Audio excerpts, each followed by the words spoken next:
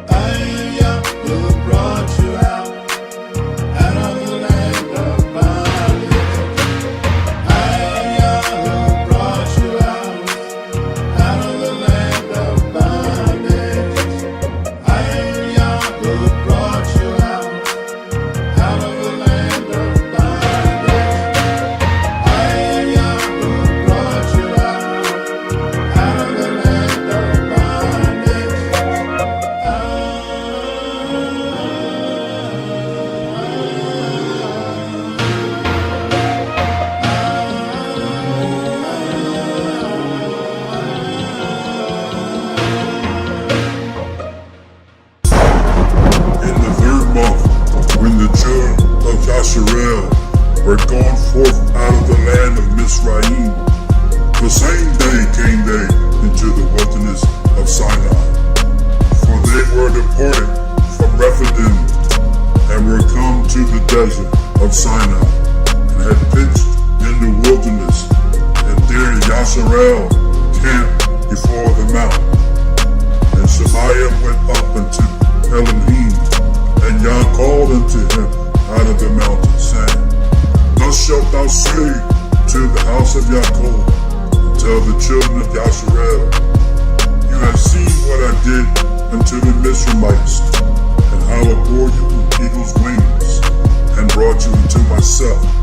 Now therefore, if you will obey my voice indeed, and keep my covenant, then you shall be a peculiar treasure unto me, above all people, for all the earth is mine.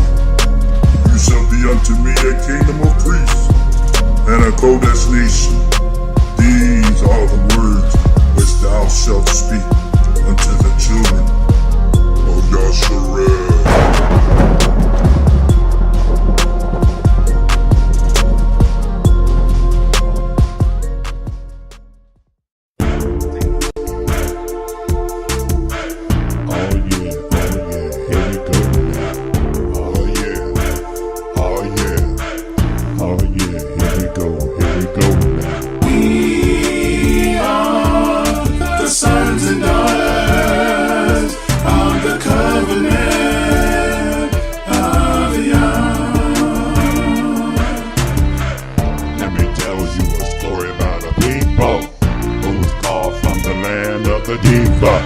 Yah promised he would give us a kingdom.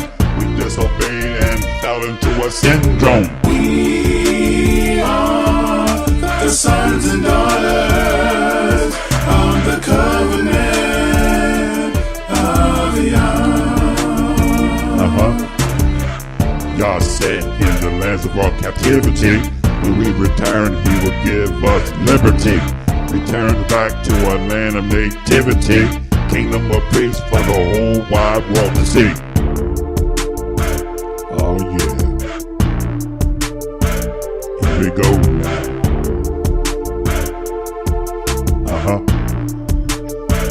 Here we go now.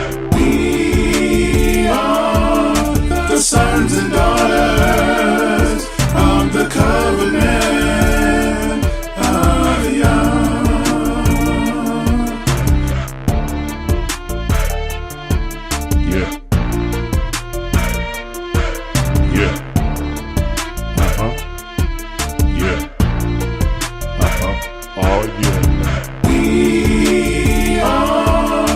Sons and daughters of the covenant of Yah. We will reign for 1,000 years with him. Kings and priests having God's law with him. We will pay for the trials and tribulations. That's when the world will pay us our full reparations.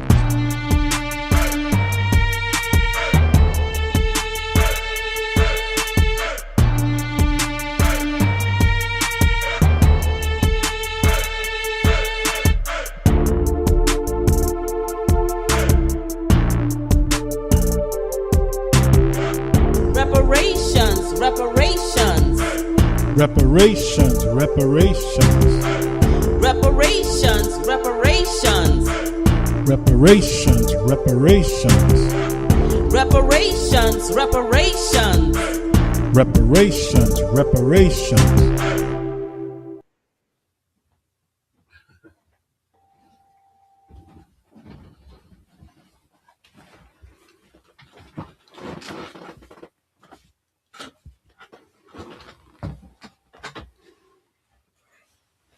Let's see.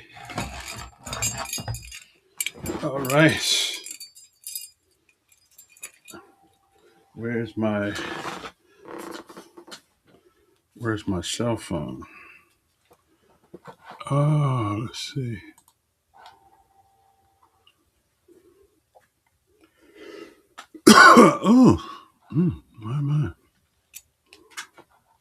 My, let's see. All right. Shabbat shalom. Uh, let me see how we coming up with the audio.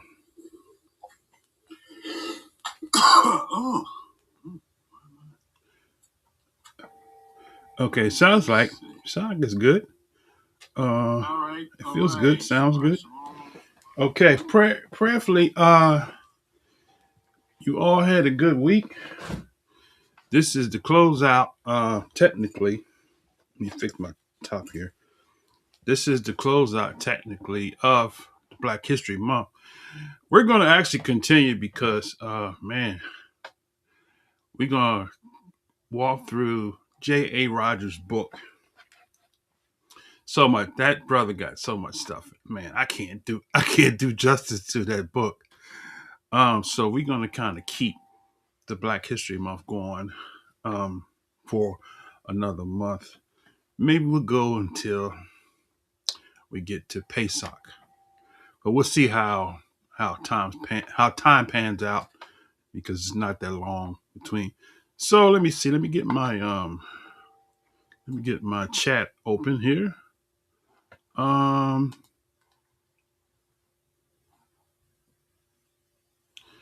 Okay. My brother Lamar says, Yah's grace and mercy spreads among us. Be even stronger in his grace. Hold on to your faith, brother. We shall endure his promise. Praise Yah. Let me do this right quick because I have to add my screen. And let's do this here. We're going to do the audio. And did I do that right? Entire screen, right? Okay. And what's missing here? Oh, the one I want, which is this one. There we go. Okay. Now let me back this up here to here. All right. And then I'll bring this back up like this. Okay, there we go. This studio is more than an ocean. So we switched over to the studio version so that we can have people come in and if they want to, especially even during the lesson. If anybody wants to come in while I'm sharing something and want to add some light to something, feel free to do that. That's why we came on to this platform. So with that said, let's see what the brother Dollars says. Shabbat Shalom, family. Shabbat Shalom, back. Finally made the theme music. I finally made the theme music.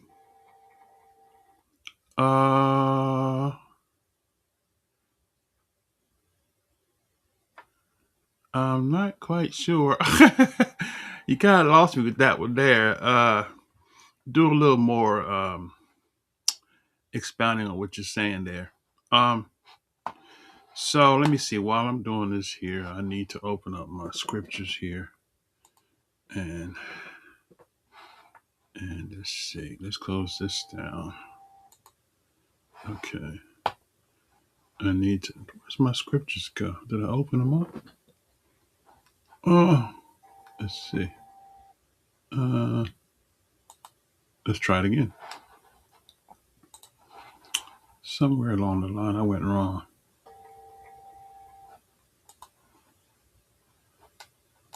Okay, where's my scriptures at?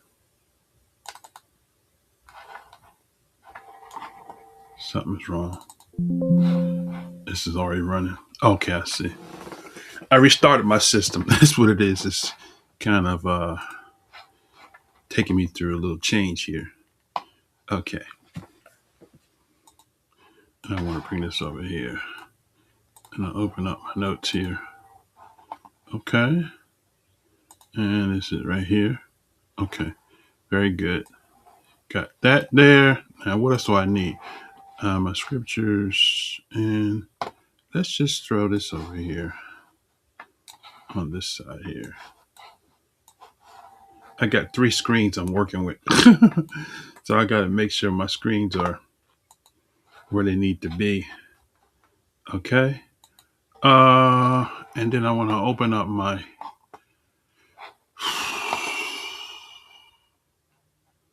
All right, let's do it this way. Okay, all right. Nature knows no color line. Okay, there's my book there. Let's bring this over here. Okay, that's what we're gonna be reading from. And I want to one last thing. I want to add to the rotation another book that I quoted from, and another book that I quoted from, and we're gonna read a little bit from that because I got some stuff in there we're gonna pull out. Okay, what happened here? Why don't I see the book? Oh, here we go. Okay, there we go. All right, got it up. Let's slide this over here onto my other screen. And y'all got to know, man, Shabbat come around so fast. It comes around so fast, and I got so much going on during the week.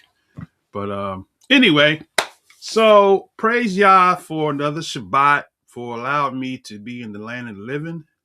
And I am approaching year number 62, right? Those of you that don't know, I am a senior citizen. A lot of people kind of hate using that word. If you're over 55, technically you are classified as a senior citizen. It doesn't mean that you're old and decrepit. It just means that senior is a good word. It means that you got some wisdom. You learned some things in life, right? He said, let me see what he said here. Shabbat Shalom song is platinum. It should be playable by itself. Oh, it is actually. On my music channel, I have all my individual tracks on there on my music channel. So if you hang around to the end, I'll put the link in, and you can go and you can listen to. I got old stuff that I did and some new stuff and some stuff that is in the work I kind of put up unlisted. But as time permits me to have a free schedule, I'll be able to get some music stuff. So I'm planning on doing something. And on that note, that's kind of a good segue to what I'm going to say. I did a video earlier, a couple of days ago. Or was it yesterday? I don't know. I lose track of my days. The late Ron Canoli, Dr. Ron Canoli, right? He was a blessing to many of our lives, right?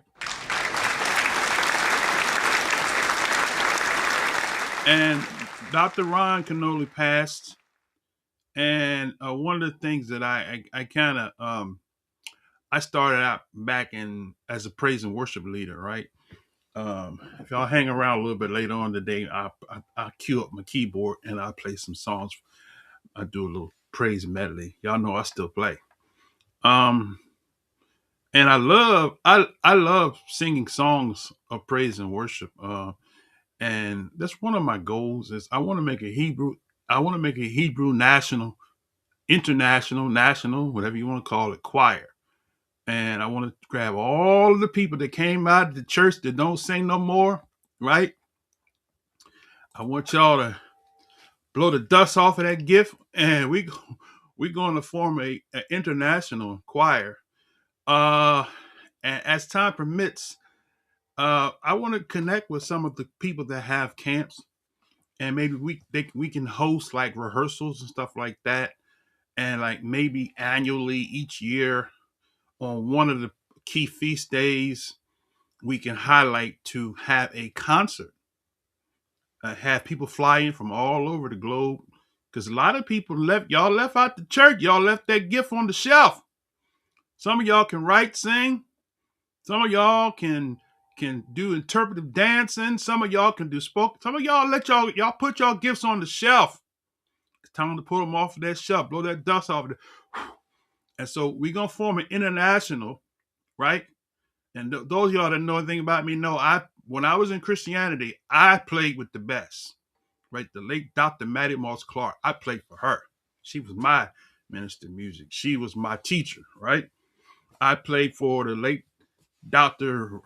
Timothy Wright from Brooklyn, New York, and played in the same arena with Donnie McClurkin and all those people.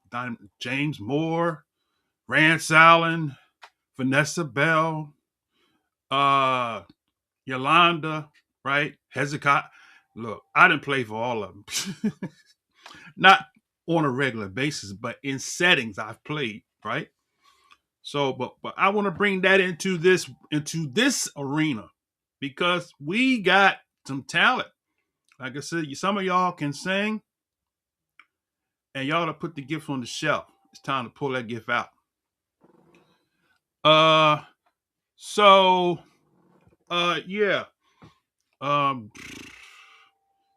That's true.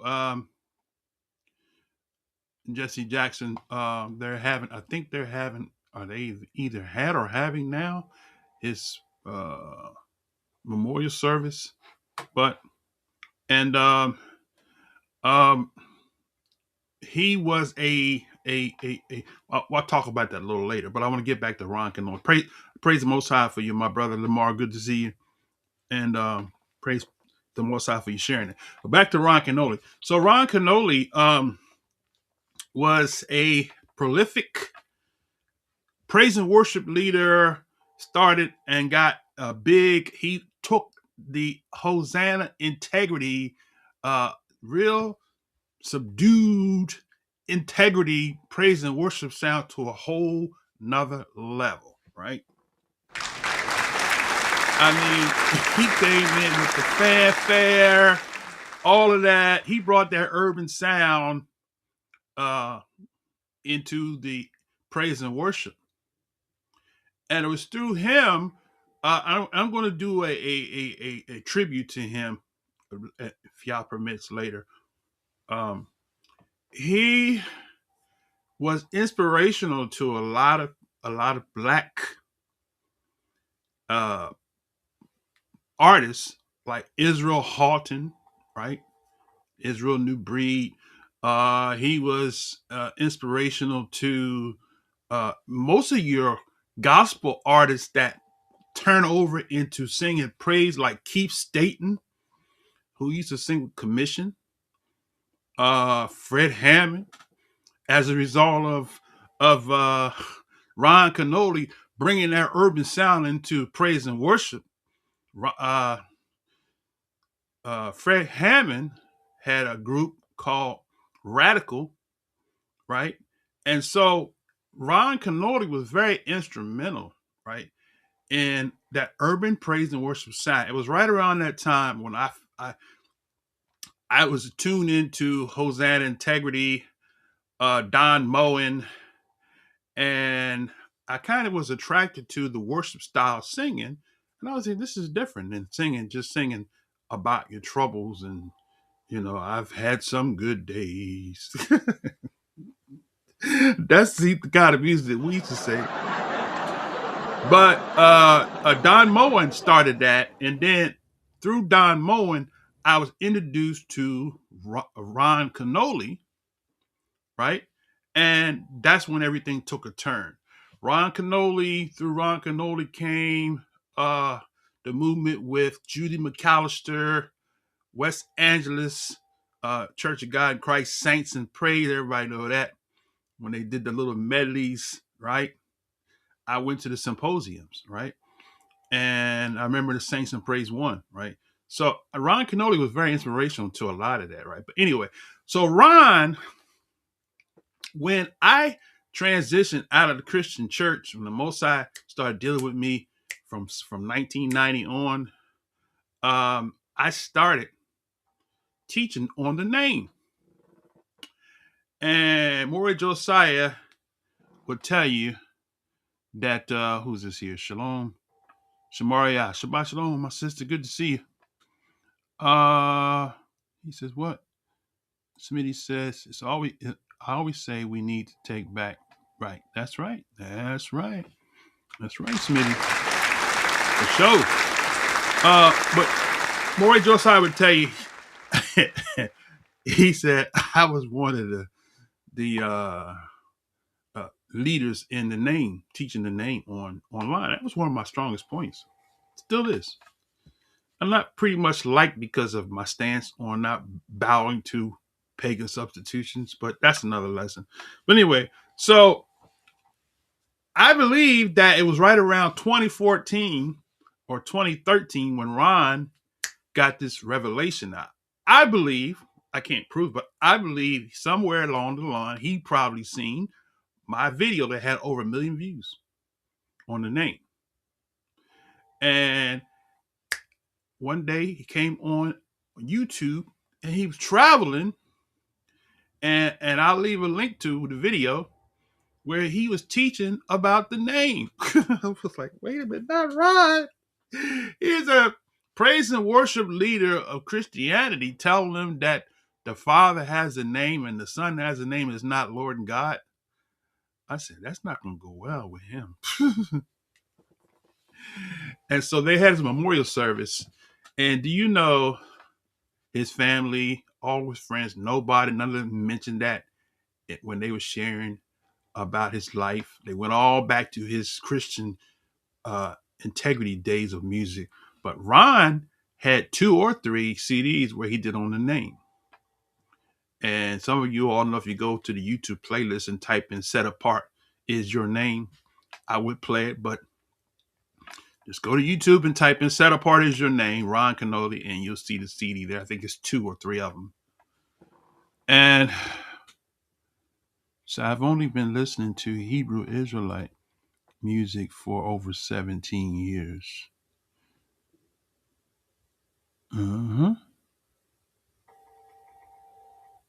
Hallelujah. That's a long time. That's a long time, my sister. That's a long time. So, but anyway, as we get ready to go into the lesson, I was disappointed. I wasn't surprised, but I was disappointed that the most powerful revelation of his ministry was the name.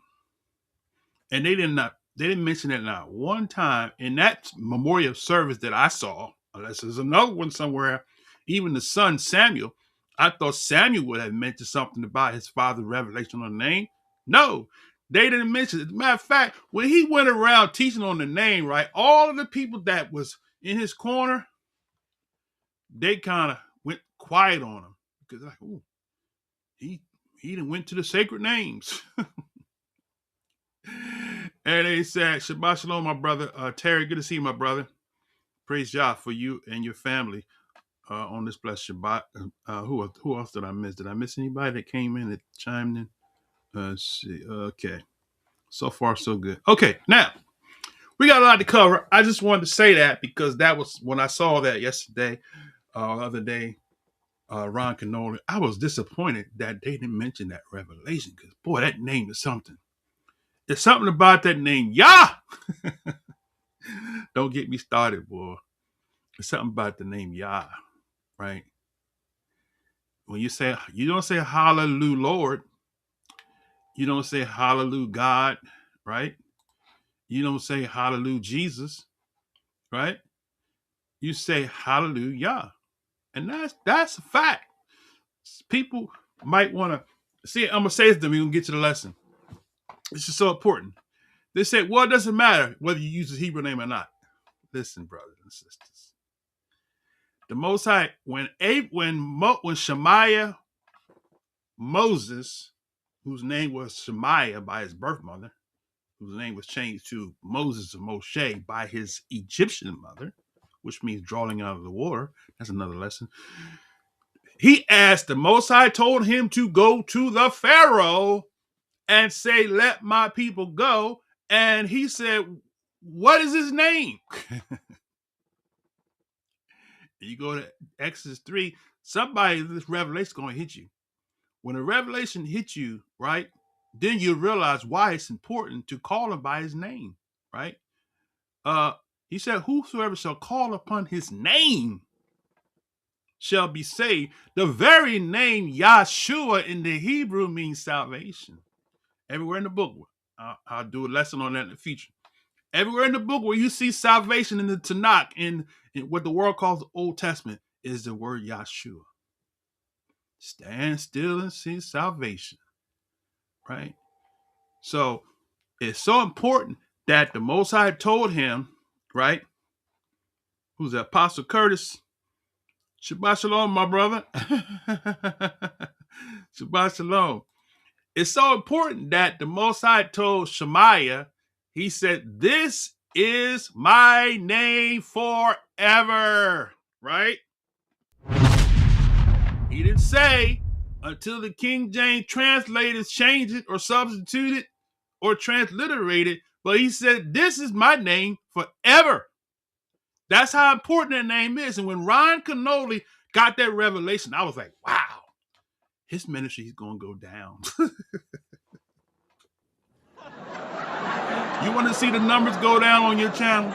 Start teaching on that name and watch what happens. Watch your followings drop, right? That's okay, because the last shall be first and the first shall be last, right? In the kingdom age, I believe those that embrace the Father's name, in spite of all the odds, are going to receive a special place in the kingdom. Can I get an amen? Amen. All right, enough said with that. All right, so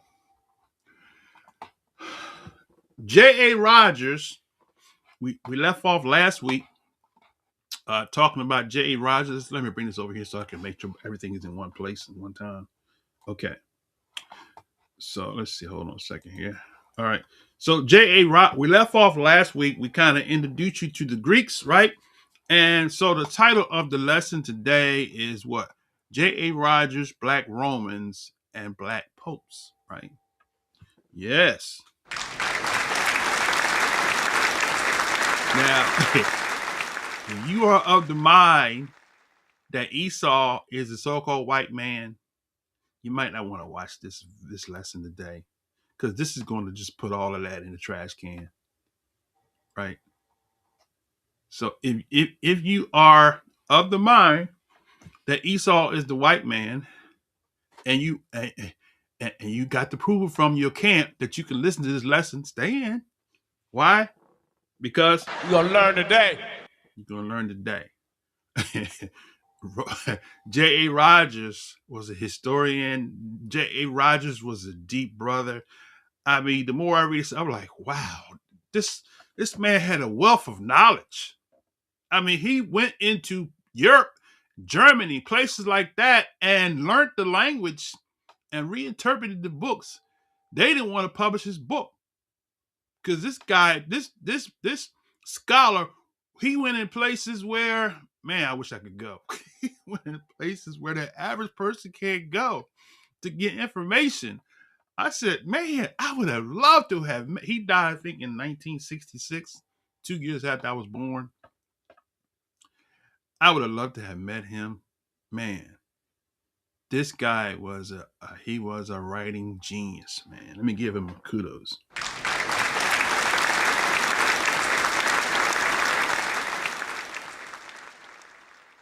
So J.A. Rogers, we're going to talk about, I'm going to show you here, Nature Knows No Color line. I'm going to show you the book. I'm going to show you the outline of the book. We're going to spend the whole month of this equinox, what the world calls March, going through this book, because I don't know why nobody ever really highlighted J.A. Rogers. But man, just to show you, look at my screen here, just to show you, let me blow this one up, this one here. I want y'all to see this here. This is Queen Charlotte, right? On the cover, right? Okay, so that's J.A. Rogers. We covered that in the previous lesson. right? Joel Augustus Rogers, right? Got the name of the prophet Joel. How about that? And then I wanted to show you is the outline of this book, right? So the book is entitled Nature Knows No Color Line. And where's my outline here? This was published in 1952, copyright 1952, before I was born. So here he's got where did the color problem originate? We covered that. The color prejudice among the whites themselves. We covered that last week. Negroes in ancient Greece. We touched on that. And today we're going to go to whites and blacks in ancient Rome, right? Whites and blacks in ancient Rome. Okay. He has racial intermix in Spain and Portugal. Now, Brother Benaiah, right? That's his baby there. I'm pretty sure he read this section, right? Because he goes in deep, right? We're gonna read some of that. We're gonna incorporate a piece of the Portugal in today's lesson, right? Verse chapter 6 says, the Negro and more aristocratic. My tongue tied right now. The Negro as more aristocratic European families, right? Whites and blacks in Greece, Turkey, Italy, and Germany. Some of that, I might quote a couple from that chapter, but we're going to dedicate a whole lesson to each one of these, right? Negro ancestry in the Anglo-Saxons. How about that, right?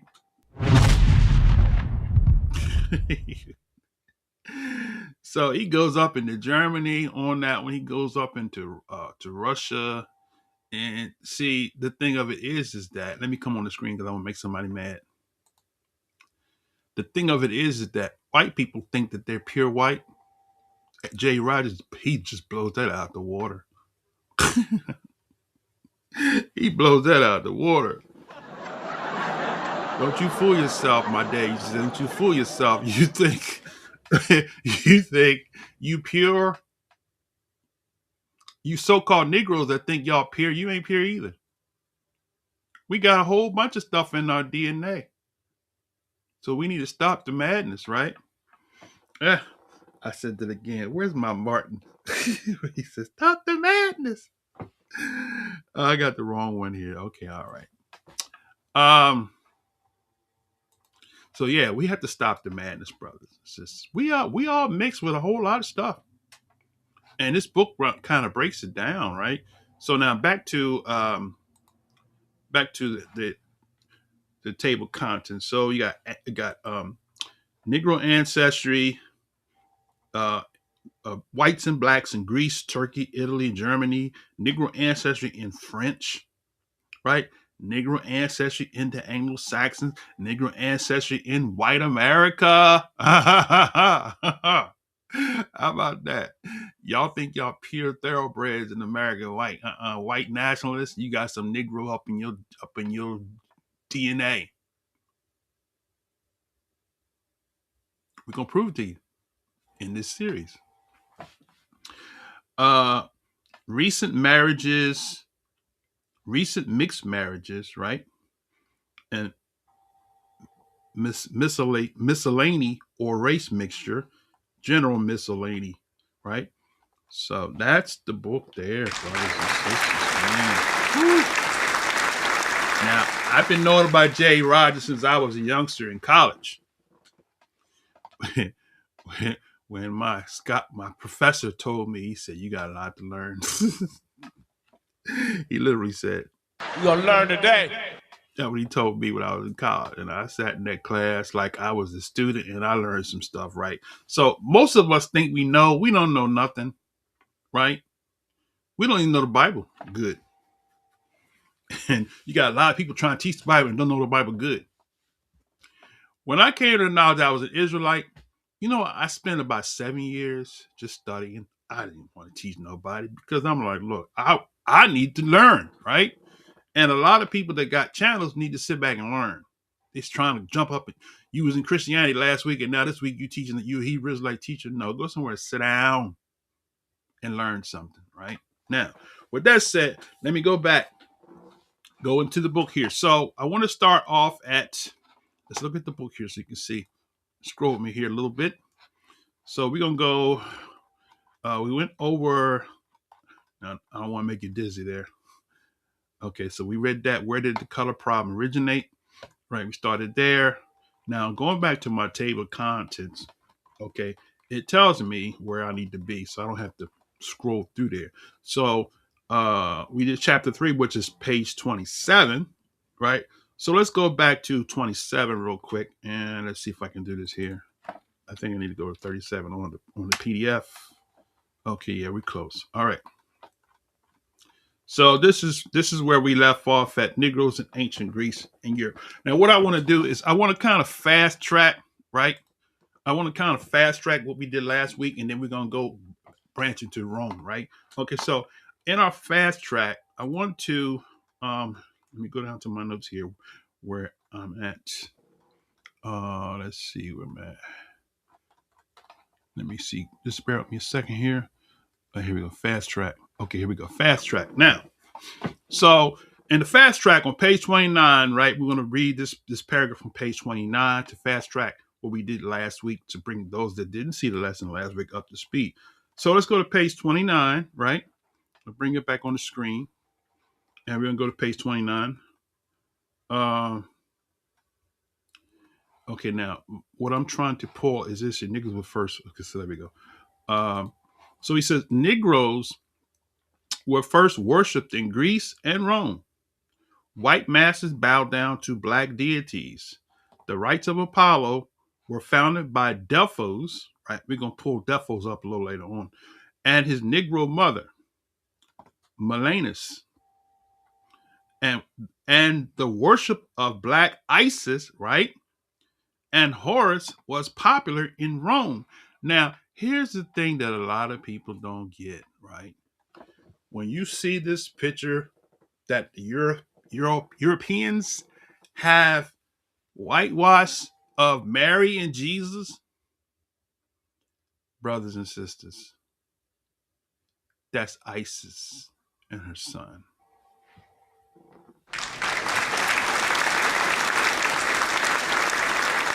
That's Isis and her son, right? They won't tell you that because some people don't know that. But, and Isis and her son, right, were black. So let's go back here. I just wanted to highlight that because I want to make somebody mad and I want to educate that person that wants to be educated with truth, right? So the images of, let me just see if I can do this right quick. Okay. The images of the Black Madonna. Let's see if I can pull it up on the screen here.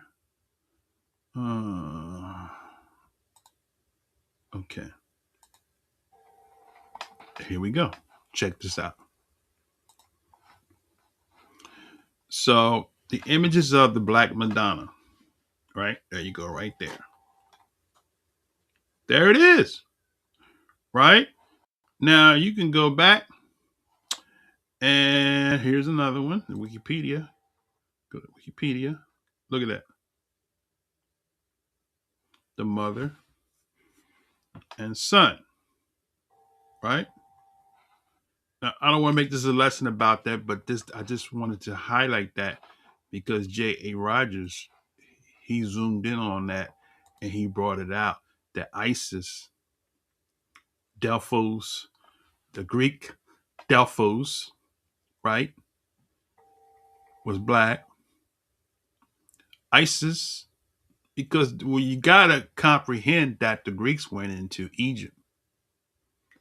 All of their religion came as a result of what they saw in Egypt, in Kemet, or in Mizraim, right? They didn't make them look like Leonardo da Vinci's pictures. That came later on. But prior to that, even today in Moscow, you have a picture of the Black Messiah, right? And the mother and child, which is supposed to be Mary and Jesus, right? Okay, let's go back to the book. So he says that they were worshipped in Greece and Rome, right? The rites of Apollo were founded by Delphos, okay, and his Negro mother, Melanus. And the worship of Black Isis and Horus was popular in Rome and Roman colonies as far north as Britain. Did y'all hear that? Let me back that up. Somebody missed that. He says that Isis and Horus was popular in Rome and the Roman colonies as far north as Britain. Where's Britain at? Right? Wait a minute. So the white supremacists that want y'all to believe that white is superior forgot their history. What you bringing to the table, brother? They forgot their history. Their history started with the black deities. Now they want to make you think that white is superior.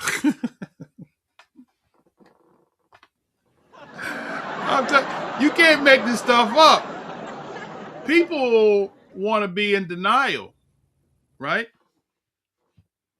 People want to be in denial about this thing, but that's the facts.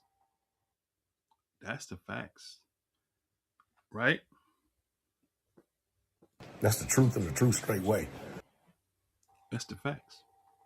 That's the truth. All right, let me go back in. I know somebody got mad. The trolls ain't coming yet.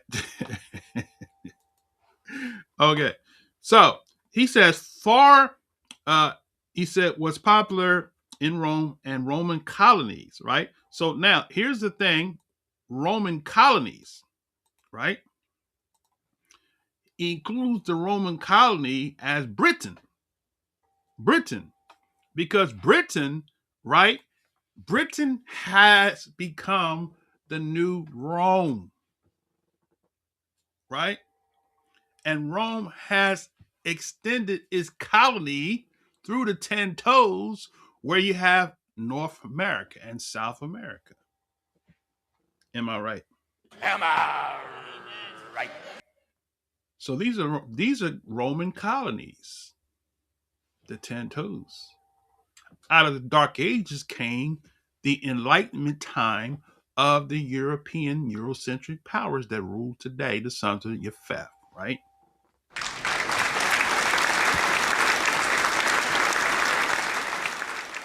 Y'all don't like me.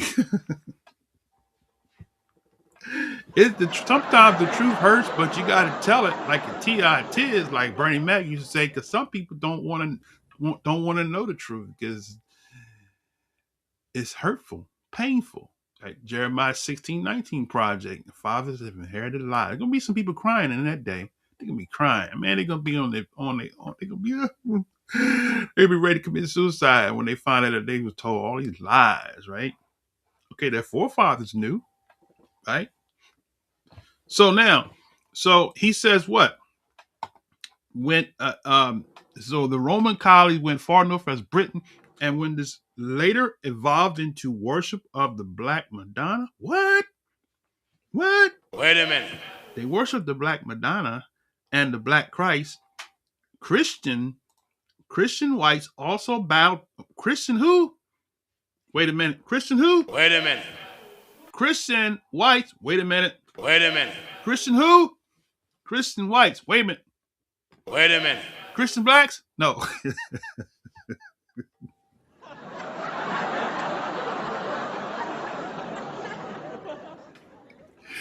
He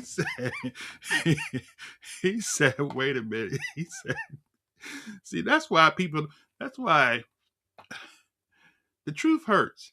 He said Christian whites. He didn't say Christian blacks. He said Christian whites. We're going to show you later on before the lesson's out. There was black popes.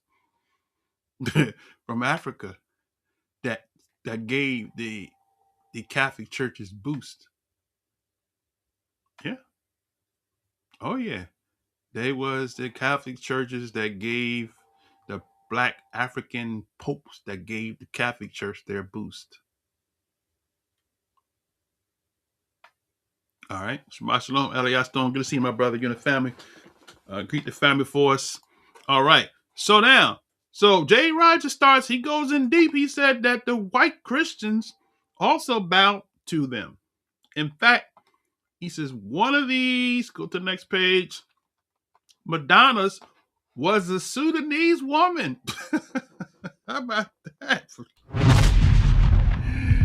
A Sudanese woman. Where does Sudanese come from? Africa, right? Of the 13th century AD.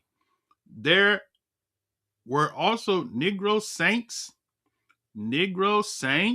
of the Catholic Church in Europe. Wait a minute, brother. What you talking about? Wait a minute. Negro saints in the Catholic Church. Do you know what a saint is?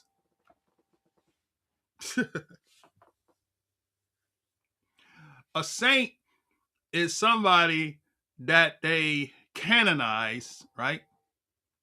After 100 years of their death. In the Roman Catholic Church, a person who lived a life that they deemed as being spotless, they deified them as a saint. Now, who are the real saints according to the scripture? Y'all know the answer to that. The saints don't have to be deified 100 years after they're dead. According to the Most High, the saints or the set apart ones are, number one, the Israelites first, and number two, those who join themselves to the covenant become what? Saints. Right? That's where Catholics got it from, but they made it, they said, we're going to make you a saint after you, 100 years after you did, you can become a saint. Right? But not in y'all's book. You're a saint when you set yourself apart from the world and you follow the covenant that the Most High gave to Abraham and his descendants. All right. This is my introduction, so I'm not going in deep yet, right? All right. Now, so he says, after considerable research, I have been able to find only 3 instances of laws aimed at Negroes in Europe. The first was 1689 in France, when, under the influence of a white Haitian planter, marriage of whites and Negroes was forbidden. Wait a minute, white Haitians? That don't go good. Wait a minute. Wait a minute. That don't go good with the 12 tribes chart, brother.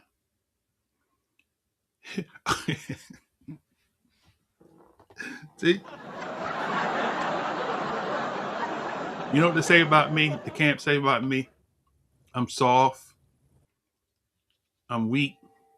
I'm trying to save the oppressor. You just might be an oppressor that look like you are black. That's why a lot of them camps, they don't believe in DNA. I had one brother, he wanted to battle with me. I said, brother, if you go 3 or 4 generations back, you just might have a son of Japheth, who you call Esau, a paternal grandfather. Oh, I don't believe in the DNA. Say what you want to say, but hey, you just might have a Caucasian great grandfather up your tree. How are you gonna teach Esau the white man can't be saved then? I don't believe in the DNA. Whether you believe it or not, don't make it not be true. You just might have a German great 5th great grandfather. Caucasian white. Don't get mad at me. I'm just the messenger. Now, J. Rogers said, look what he said. He said, a white, where is that at? A white Haitian. Look at that. A white Haitian. How do you have a white Haitian? White Haitian planter marriage of whites and Negroes was forbidden, right? So you had a white Haitian who married a Negro woman, right? And it says 10, the second also in France when Louis the what? Louis the 15th ordered the expulsion of Negroes from where? From France. So you had Negroes in France, wait a minute, because of 1500 mulatto foundings in Paris alone. Wait a minute, brother. Wait a minute. What you trying to tell me, right? You doggone camp. About to say y'all doggone Negroes. Stupid Hebrew Negro lights want to make every white person be Esau when the Negroes, the so-called blacks, was up in France having children. Who are they? Right? Did they leave? Right? Now watch this. Watch Joel Rogers goes in deep. He brings. Watch what he says here. He says Louis the 15th ordered the expulsion of Negroes from France because of the 1500 mulatto founding. So he found 1500 mulatto. He found 1500 Negroes who intermarried with French women, right? In Paris, he says in Paris alone, right? So you got the whole country of France that they was mixing with the French people. He says a decree which was not carried out. So what does that mean, brother? They still there. They still there. They still there. And some of them intermingle and intermarry with Northern Europeans and lost their color, but they still got a black paternal great-grandfather, but they look white. Tell the devil, put that in this pipe and smoke it. Am I right? I can't save nobody. Only y'all to save you, right? The truth hurts, don't it, right? Okay? Y'all that teach that Esau the white man need to stop that foolishness because it doesn't make any logical sense scripturally wise, ethnically wise, genetically wise, and even through common sense, right? It doesn't make no sense at all.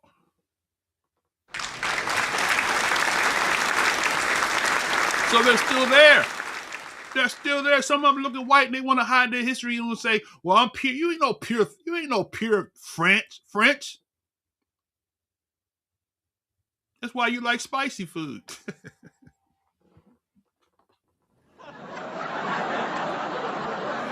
I used to tell people I'm a black Italian. You know, the black, we're going to cover that.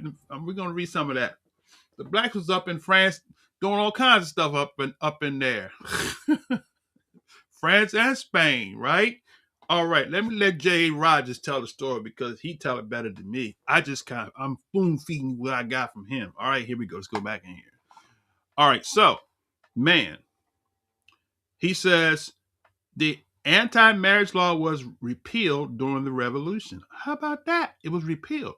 The third was in London in 1731 when the city council forbade the teaching of trades to Negroes, right? He says what? A seeming fourth was then when the Moors of Granada were forbidden to bring in more blacks from Africa. Wait a minute, brother. Wait a minute.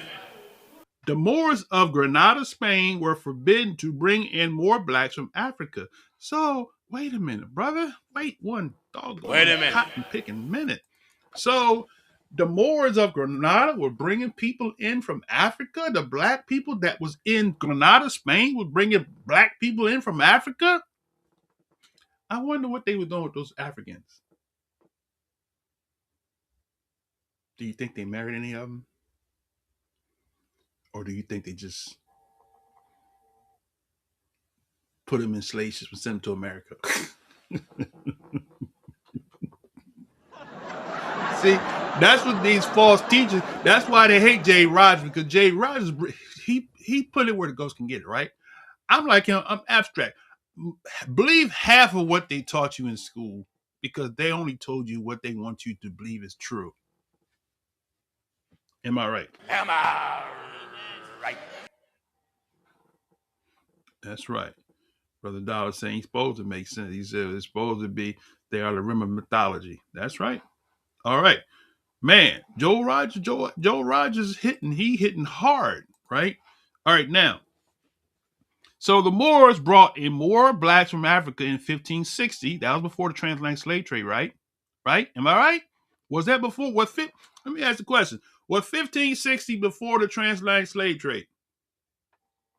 Okay. So Jay Rogers is telling you that before 1560, the Moors of Granada, Spain, were bringing Africans into Spain. So what was happening there?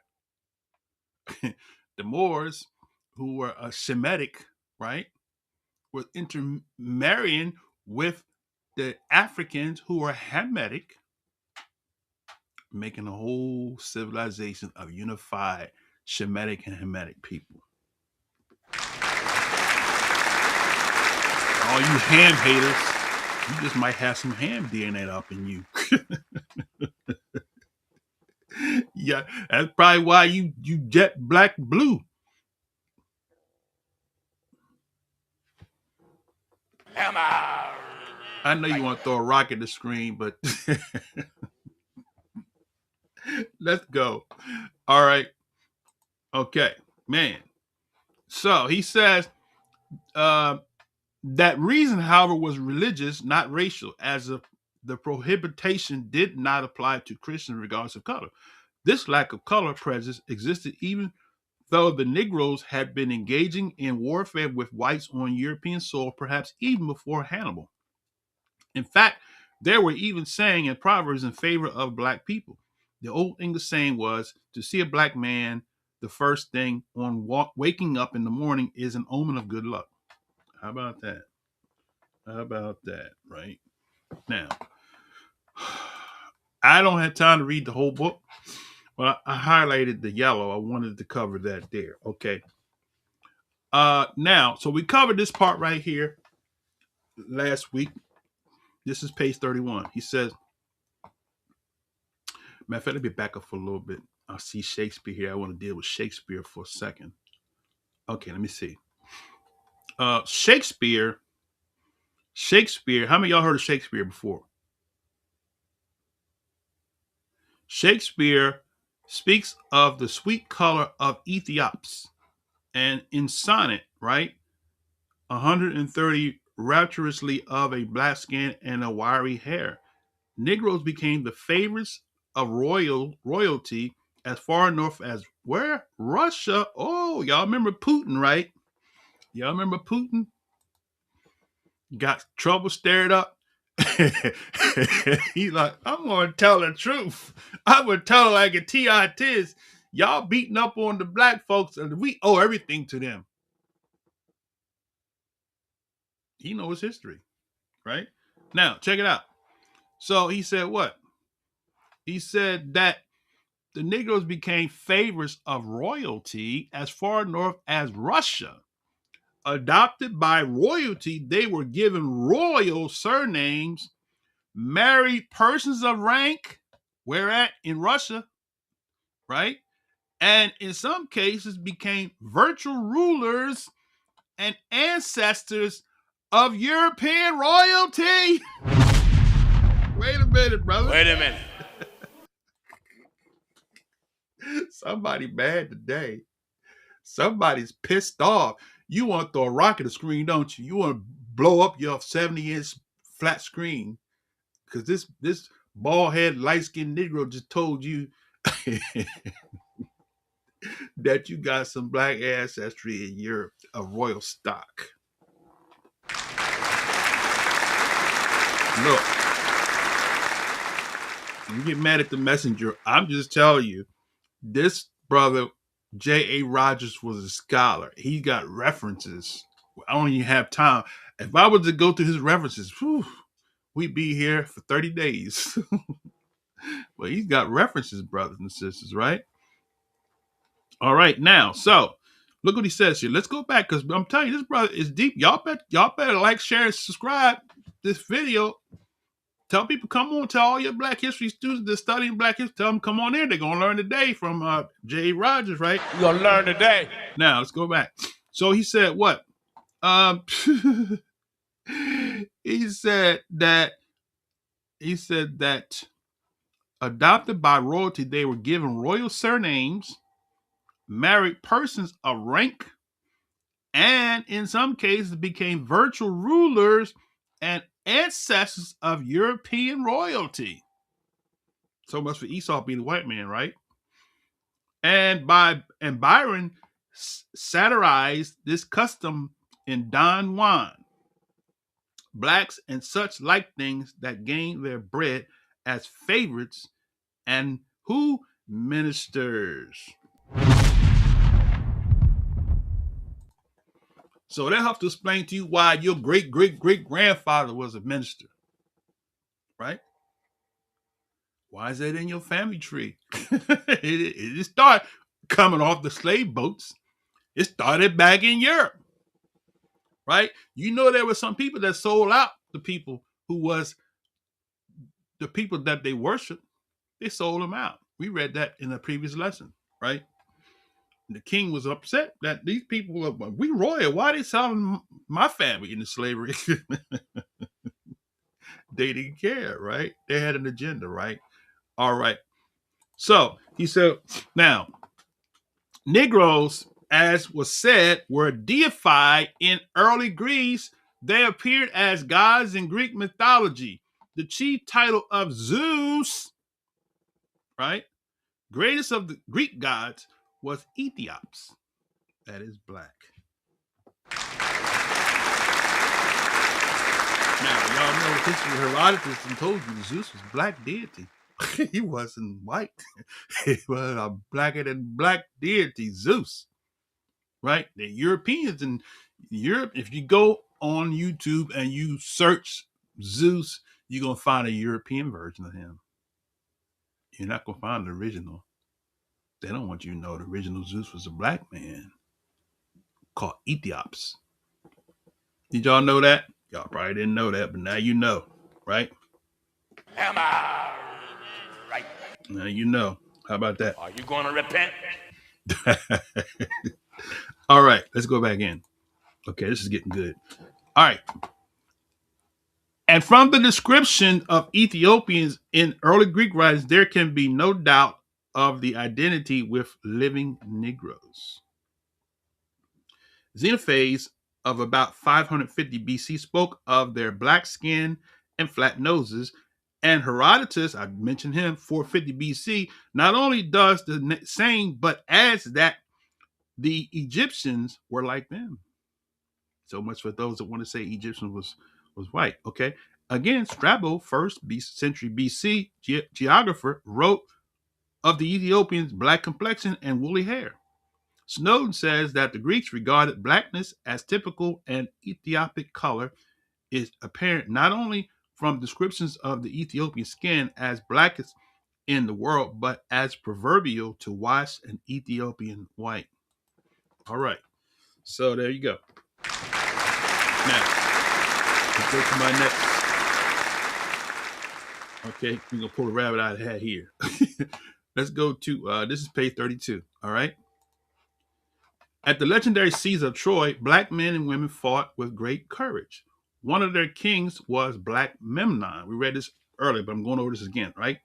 Of Ethiopia. So you had the king called Black Memnon. Black Memnon. I learned about Memnon when I was in college, right? Memnon of Ethiopia, the hero and companion of Ulysses, hero of Troy. Did y'all hear that? Wait a minute, brother. Wait a minute. You going too fast, brother. Can you slow it down a little bit? Because you give me a lot of information, brother. I didn't get this in university. Yeah, you might want to go back. This lesson, you might want to go back and play it over. Go back, right? And get the book, right? Now, so look what he says here. He says, the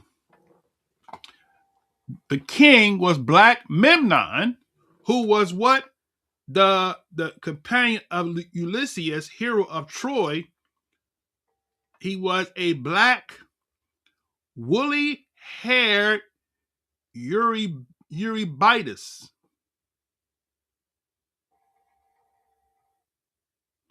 Right. Eurybitus. Zeus father of the gods, is in love with Lamia, a black princess from Africa. Mylitta, queen of the gods, originally Assyrian, also worshipped in Greece, was black and associated with the miscegenation. From her comes the word mulatto, right? Other black Venus were Melanus, from which is derived melanin, or the pigment in the Negro skin, scata or scatia. Egyptian princess married to a Greek, and from whom it is said that the name Scotland originated. She is believed to be the ancestress of the Scots.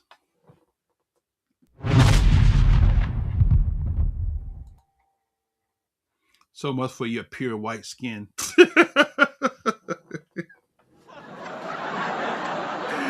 So much for your pure white skin. You ain't pure. I used to make my boss when I was in courtroom. I used to make him mad. I used to tell him stuff like that. He would turn red. Just because you Irish don't mean you don't have no Negro in you, brother. You can look whiter than white. You got some Negro up in you. I asked myself, you like spicy food? Yeah, I said, you got some Negro in you, brother. You like spicy food, you like soul food, you like fried chicken, right? Why y'all going in the hood to go in Chicago? They used to go to Harold Chicken, get some Harold Chicken, right? Down on 75th, they would go down to Soul Veg. You see white people packing that restaurant at the Soul Veg, right? Soul food, vegetarian foods. How about that, right? Soul food, vegetarian food. They be in there packing that place out. You got some black in you. Don't fool yourself. Don't look in the mirror and deceive yourself. All right, let me go back in. Okay. All right, Lion Pride said they're going to hide the Russian icons, right? Yeah, the Russian icons that put display is making the world nervous. That's right. That's right. That's right. That's right. Amen. Amen. All right. Now, later when the Greek knowledge of Africa passed from mythological to geographical, watch this now, and Negroes arrived in numbers, they were no longer deified, but were still well thought of. Herodotus said the Ethiopians, right, are the tallest and handsomest men in the world. Right? How about that, right? Tallest. That's something right there. Look, okay. And the kings were chosen for their height and strength. In the Vulgate or Greek edition of the Bible, about 270 BC, they are mentioned as a nation tall and glossy skin, a people terrible from beginning onwards, a nation that sturdy and tread down. In the Sibylline books, they are called stout-hearted. Volume 5, 206. Now check this out. This right here is gonna blow you out the water, right? This gonna blow you out. Watch what he says here. See, this is why we know we've been lied to, brothers and sisters. We just been lied to. They just told us they whitewashed history and told us a fabrication of the truth, right? Look at what he says here, right? Okay. Stephen of Byzantium wrote, Ethiopia was the first established country on earth. Wait a minute. Somebody said, wait a minute, brother. I thought it was Babylon. One and the same, brother. Cush name means Ethiopia. And any real scholar, when they address Ethiopia, they're not talking about that country, right, where Haile Selassie ruled. When they say Ethiopia, right, they're talking about everything from the river of Egypt all the way over to the river Euphrates. All of that was called Ethiopia. The Bible, the Garden of Eden, all of that was called Ethiopia. That's where the confusion comes in, because people think, oh, when you say Ethiopia, we talking about east coast of Africa. No. From the scholars, Ethiopia is all the land from the river of Egypt to the river of Euphrates. Think about it, man. When the Most High gave Abraham a promise of land, what did he tell him? Look, from the land, from the river of Egypt to the river Euphrates, all this land I give unto you. The land where the Canaanites, Hittites, Perizzites, Hivites, Jebusites, Amorites, where they are, that's your land, right? That promise, right? Part of that land belonged to specific descendants of Shem, right? But the other side of that, the west side of that, the west side, the best side, that's your territory, right? Now, so anciently, Ethiopia is talking about all the land that was controlled by Cush. If you look at the Cush Empire, Nimrod, then you get the whole picture right there, right? All right, now, so he says that the Stephen of Byzantium wrote Ethiopia was the first established country on the earth, and the people were first who introduced the worship of gods and who enacted laws. So wait a minute, brother. Wait a minute. See, CS is the CS Schofield, Cyrus CJ Schofield. In his notes, he says that science, religion, and math was Japhetic. Where'd he get that from? Because the scholars, right? Now, he's quoting from Strabo.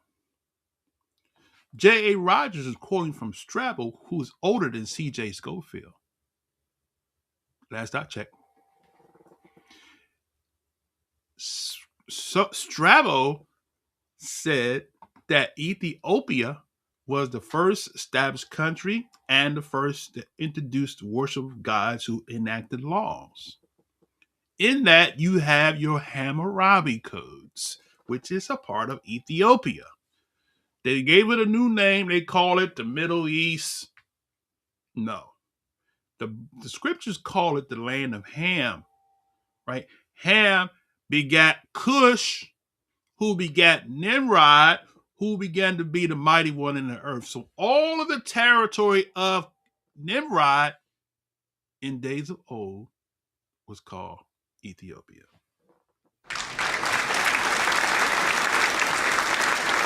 Not the Middle East. Not even in Mesopotamia.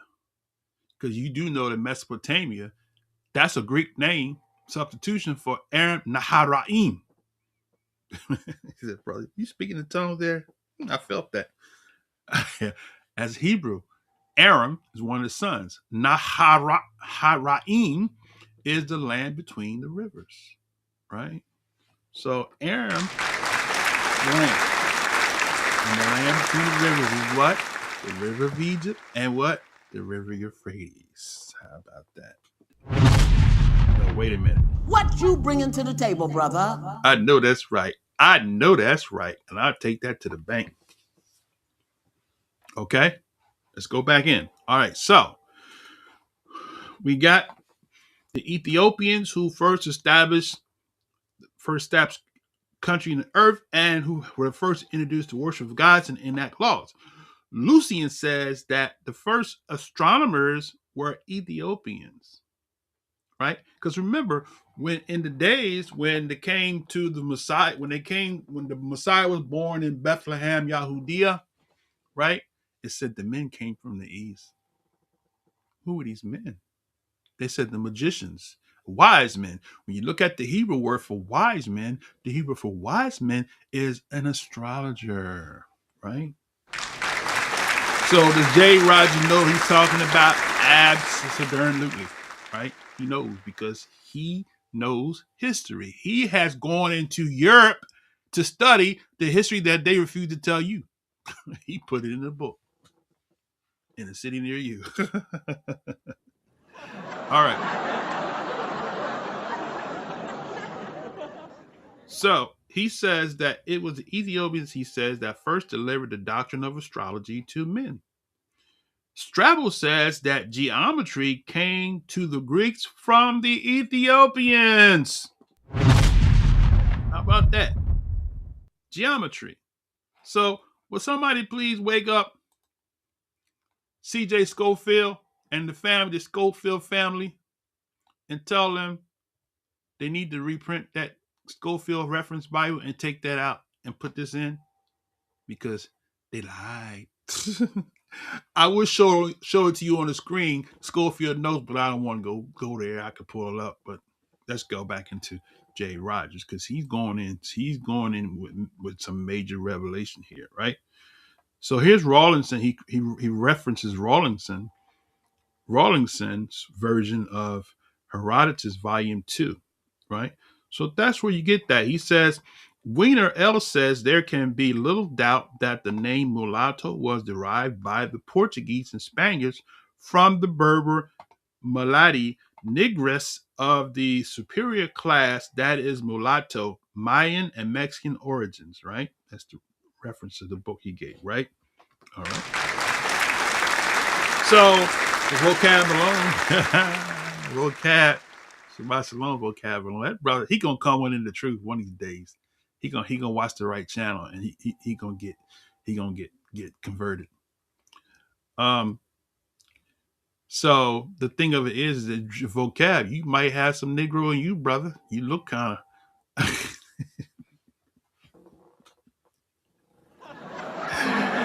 or your certain days, you look kind of, you got a little bit of that melanin in you, brother. Come on home. All right, let's see now. Let's go further here. Oh, look, now I showed y'all these pictures here, right? Check out these. This is on page 33. So here we showed you this, and then we're gonna branch into the Romans, right? Okay, so here we have these relics of Black Greeks, right? So coins with the Negro head, that's one. That's this one here, right? These were in Greece now, mind you. These were in Greece, right? Okay. 2 says, Melanus, the mother of Delphos, founder of the rites of Apollo. That's 2. So she's Apollo's mother. Okay. And that's 2. Look at her. Uh-huh. Then you got 3. Circe, the sources of Homer's Odyssey. Look at Circe. Maybe that's where they get the image of Aunt Jemima from, right? And then you got others represented various subjects, right? So these over here, right? How about that, right? So let's give Jay Rogers his props because Jay Rogers, that brother did his homework.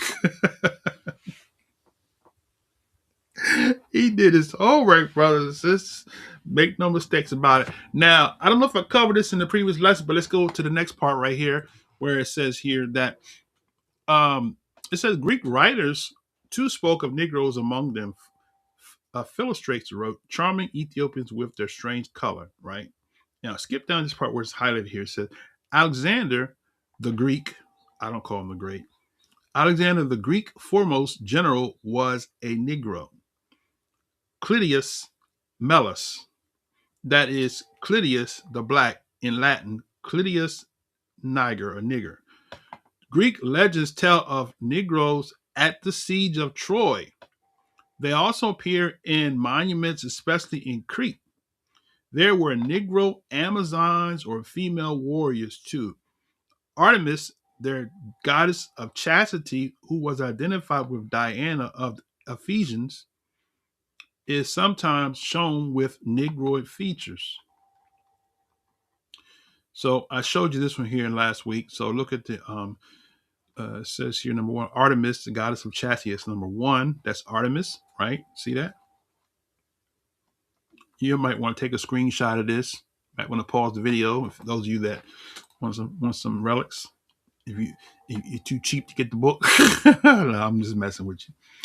Number two is Negro Amazon. That's two. That's this one here, right? And then number three is where's three? There is no three.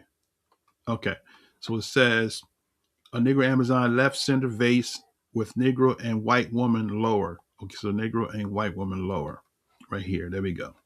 Okay. Matter of fact, this right here was on Basil Davidson. Have y'all ever heard of Basil Davidson? He has a book and he made a documentary out of it, right? What was Basil Davidson's book called? His documentary called. It'll come back to me. But anyway, okay. So let's go a little further here. Let's see. So let's read this part right here. It says here, Circe, right? Circe, famed for her magical powers, is represented as a Negro woman. Some writers think the drawing grotesque because its features aren't Greek, but is racially correct. Circe, according to the legends, was the daughter of Edos, the king of the Cochise. How about that? The king of the Cochise. Who are the Cochise? And Herodotus says that Colchians were Negroes. We read that in a previous Black History series we did, where we read from the book Herodotus. He did say they were Negroes. They had woolly, had big lips and, and woolly hair. I mean, not big lip, big nose. Was it big nose? Big nose, big lips, and woolly hair, I think it was. Anyway, okay. Negro. Circe's sister was Medea, famous. So Medea, that's where the name the Medes come from. Medea, right? Famous sorceress associated with Jason and the Golden Fleece. She was honored as the goddess at Corinth and figures much in the writings of Pindar, Euripides, and others. Greeks, watch this now. This is the part that they want to hide. So all of my white supremacist European scholars who want to make white be right and everything else damn near light. I'm trying to tell you. The 1619, I'm trying to tell y'all. All right. So he says the Greeks and Ethiopians made it without prejudice. Let me read that again, right? Greeks and Ethiopians made it without prejudice. One more time. Greeks and black Negroes, that's what he's trying to say, made it without prejudice. He says, Lord Krumer, in his effort to learn the real attitude of the Greeks towards this, consulted four leading classical scholars, Ramses, Haverfield, Bury, and Evans. Cromer, a scholar himself, said, I cannot find anywhere any distinct indication that color and antipathy considered by itself form a bar or to social intercourse and therefore to intermarriage. That color antipathy existed to any marked extent in the ancient world. Boom. So, to the so-called supremacists that want y'all to believe that blacks are always slaves, they lying. They lying. They're liars. You know the Bible says about a liar. All liars shall have that part in the lake of fire. That's another lesson. All right.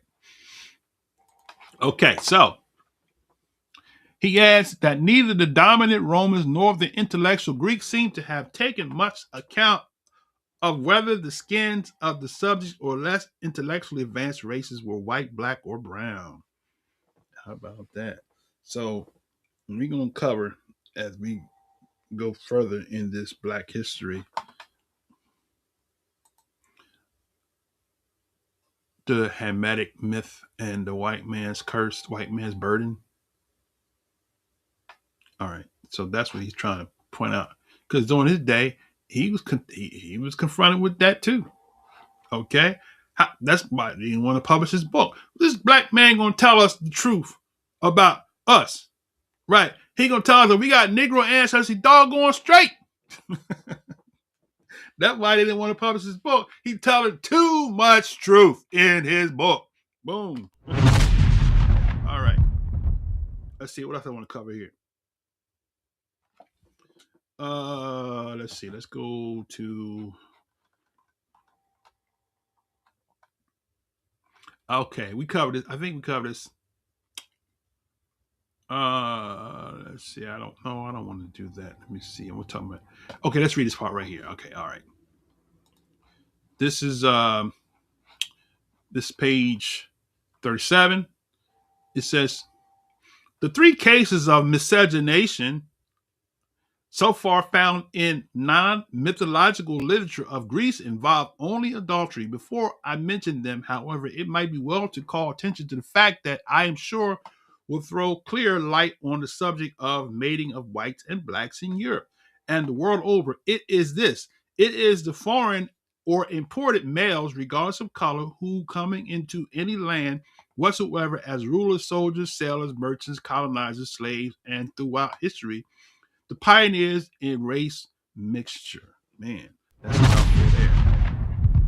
All right. In the colonial expansion of Europe, it was the white man who went into Africa, India, Oceania, and the New World, and in absence of white women, mated with the dark-skinned women of those lands. They left the wives home, right? They had a family on the other side of the world. They had a family. I'm trying to tell y'all. That's why. Guess who's coming to dinner? You got a cousin. Because your papa went. If Papa was a Rolling Stone, right? He went up into some African land to find some gorgeous African women that he didn't enslave. Right? He might have paid for some. Right? If he could afford it. Had some children. Shh, don't tell nobody. Shh. 100 years later, 200 years later, you go to your ancestry DNA and you say, I got some Irish DNA. I got some Irish. Where did this Irish come from? Oh, I had a paternal great-grandfather that came up in Africa and saw my paternal fifth great-grandmother, and he decided that he wanted to go into her and give her seed, right? And therefore, 5 generations later, here I am. Somebody don't like that, but that's the truth being told, right? Now, so let's go back here. Okay. That was some good stuff there. So he said, before I mentioned that, however, okay, I am sure. Okay, let me see. It is this. It is the foreign and imported males, regardless of color, who coming into the land whatsoever as rulers, soldiers, sailors, merchants, colonizers, slaves, are throughout history pioneers of race mixture. In the colonial expansion of Europe, it was the white man who went to Africa. I read that. Okay. Went to Africa, India, okay. In the last 2 world wars, also, here's the part right here. In the last 2 world wars, also America and other soldiers, white and Negro, mated with the women of France, Germany, Italy, Britain, North and West Africa, Egypt, Persia, India, Japan, China, Korea, and South Sea Islands, West Indies, and Latin America. Boom. And some of the white Negroes coming into Europe and leaving their women behind had mated with the white women there. In short, in dark men's lands, mating, watch this now, mating has been between white men and dark women, and white men's lands between dark men and white women, in white men's lands between dark men and white women. Negroes have been coming into Europe for nearly 3,000 years. Not to mention their being there in prehistoric times, and we shall see them there too in considerable numbers, a fact that leading historians have either not thought or choose not to see. The cases from Greece involve adultery, as said, but the scientists of the time explained such births on atavism, that is a throwback that one of the parents had a Negro ancestor more or less distant.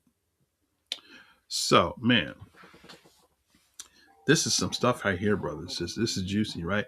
Aristotle, BC 346 to 280, evidently favors this belief. Okay, now, so let's go. Let's see. I think I'm just about done with the Greek here. To see. Is there anything else I want to pull out here? Okay, we'll skip past that there. Okay, we'll skip past that. Did we cover the Black Madonna? Right. Okay. Now let's see. Okay. I don't think I read this part here. This is page 42. Okay, 42. He says here, a great number of Ethiopians, Eastern and Western, served with Xerxes in Greece, according to Herodotus, Rawlinson, volume 4, page 57. Now, remember I've been telling y'all, Ethiopia has what? Eastern and Western. Isn't that what I just told y'all?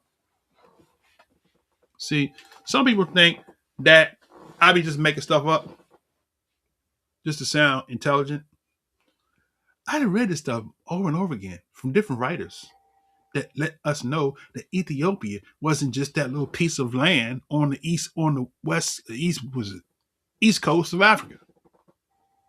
There's all that territory, right? East and west, he just said, right here. Look what he said. He said, a great number of Ethiopians, Eastern and Western, served with Xerxes in Greece.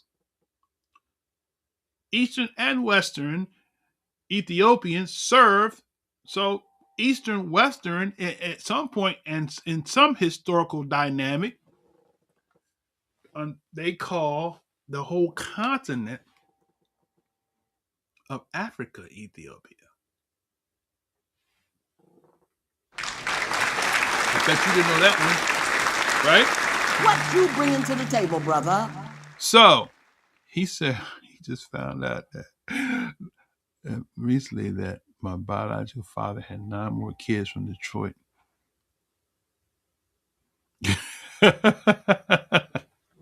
Hey, my brother, you ain't the only one. There's a whole lot of us gonna find out stuff like that.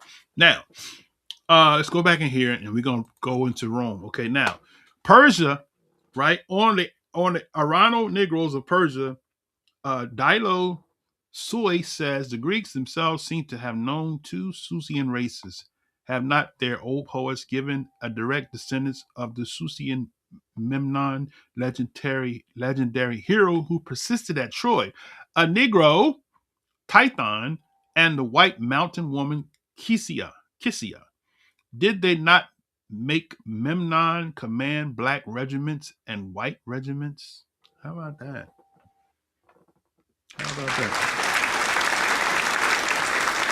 He says the Persian Gulf was called the antiquity of the Ethiopian Sea. There the Cushites ruled over the whites and intermixed with them, and the great Eastern founder of the first empire, whom the dim Eastern and Persian legends call Zohak, was in all probability at the utmost a mulatto, semi-Ramite,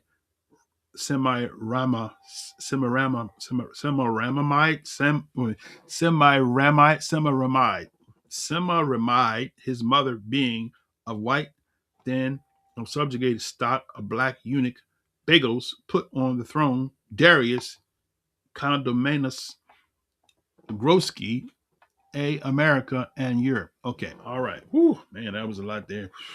Man. Wait a minute. Whew, I got to take a breath after that.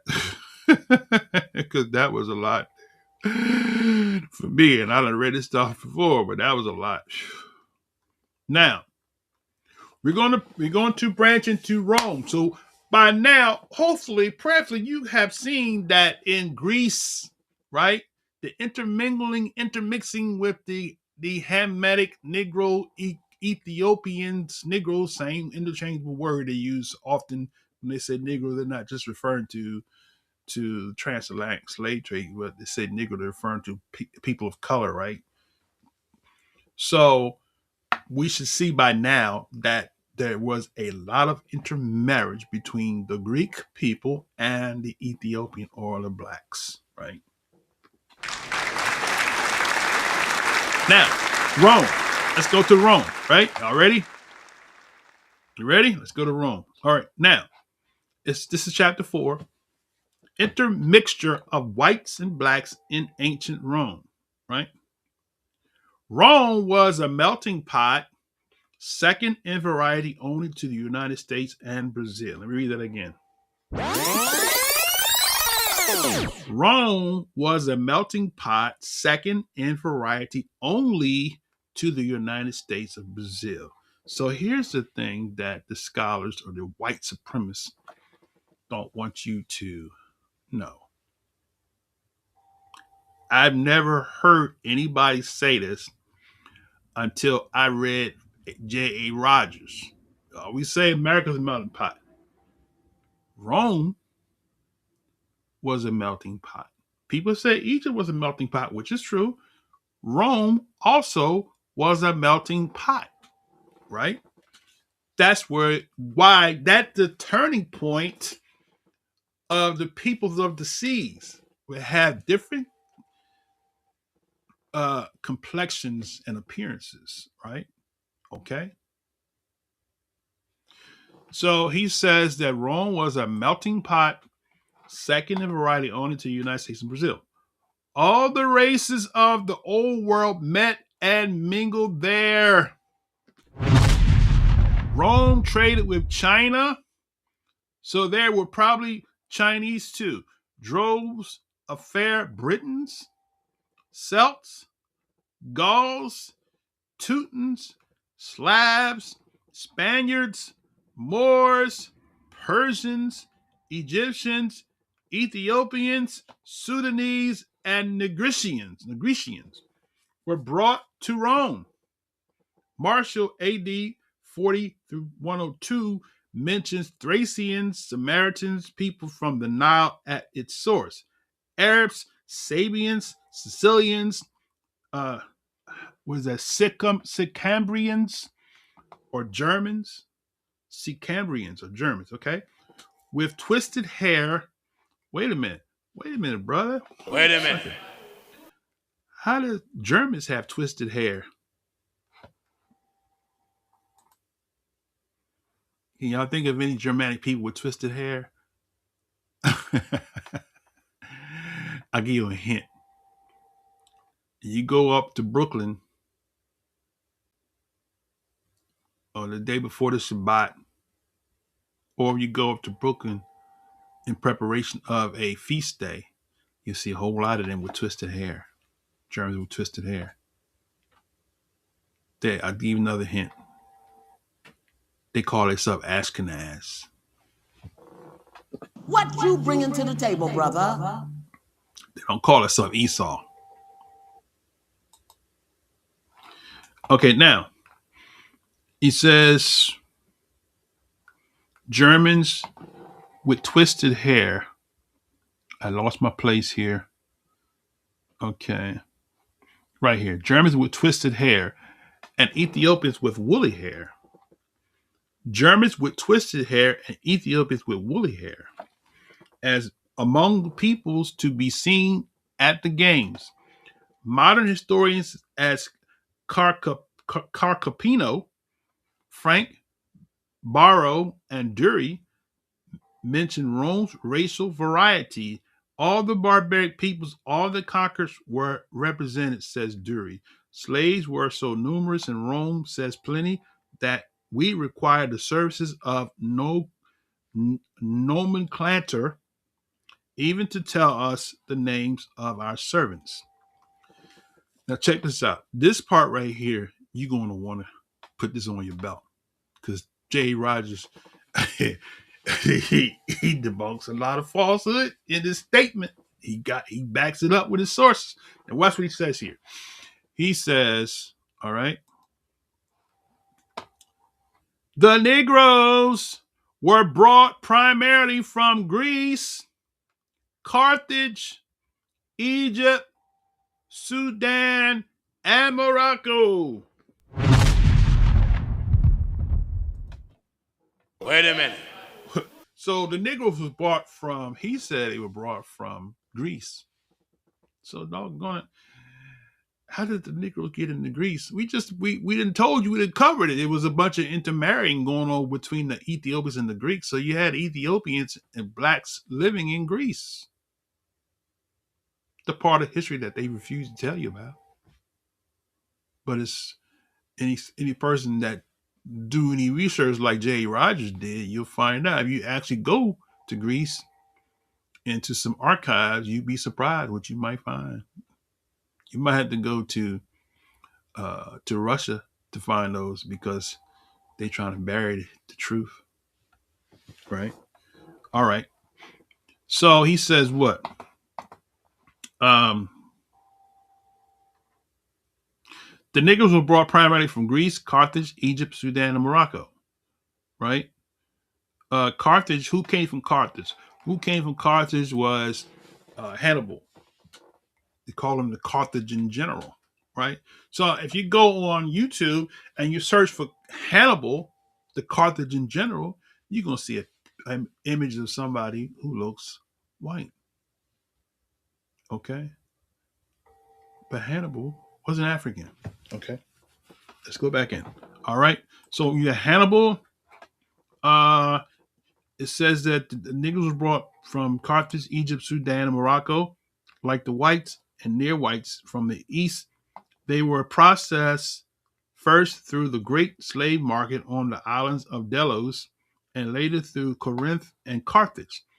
Rome itself became still later the greatest slave market of antiquity. Strabo says as many as 10,000 slaves a day were sold in Rome alone. Whites and blacks were sold indiscriminately.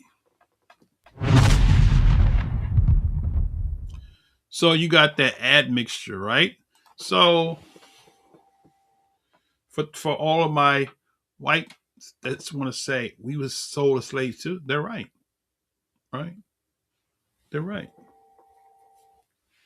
So you might be one of us. You just might be one of us. And living in denial. Only God knows, right? Okay, let's go back in here. All right. He says slaves were employed at not only menial tasks as street cleaners, but as actors, tutors, secretaries, counselors, physicians, among occupants of Negroes, as named by Roman writers, were actors. So the Negroes were actors, right? Denzel Washington. Dancers, Michael Jackson. Dancer and singer. Acrobats, right? Soldiers, right? You got your black regime, gladiators, priest of Isis, outriders, litter bearers, charioteers, bath attendants, cooks, waiters, domestic divers, boot blacks, whatever that is, and the like. Others were conductors of elephants who sometimes were of high military rank. Some slaves rose to be rulers in all but name, such as Carcapono. Okay? So Carcapono, he was a ruler, were often gorged with wealth and honors as Narcissus and Iulus, who held absolute authority in Caesar's name over the wealth and life of his subjects. Two others mentioned by Juvenal were Licinius and Crispinus. The latter favored Domitian was enormously rich, and an Egyptian juvenile called him one of the dregs of the Nile. Okay, so now, brothers and sisters, I got a whole lot more. I want to try to fast track a little. So let's see. Let me just read this little heading here. It says, in Rome, all the ancient world, a slave was a slave. In fact, the racial variety was so great that it was impossible to set off any one group as an American, where white indentured servants was set against Negro one. In ancient Rome, a slave was valued according to his ability, right? So that's it. So there was no distinction between colors, right, in Rome. So you had a lot of mixing going on in Rome, right? Um, let me go to my notes real quick. I want to see something that I want to highlight that I want to kind of move. So that's page. Right now we're at page 46, and let's see. So I'm at 40. Let's see, 46.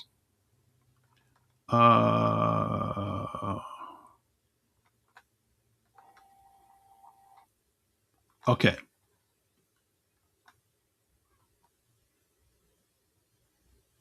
So let's go to page 47. I want to read this part here, page 47. Okay. Um,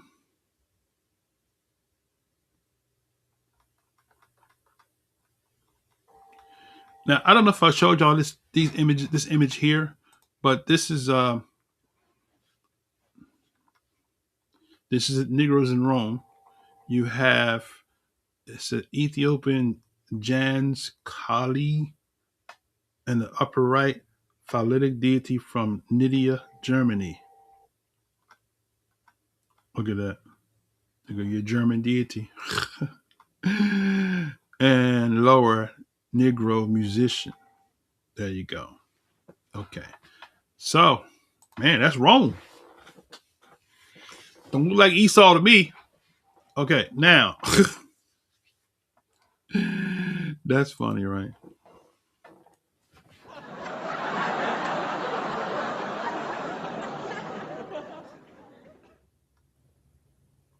Okay, let's see. I want to read this part here. It said later in Greece. This I'm going to branch somewhere in a second from here. Let me see, where was that here? Give me a second here. Let me see.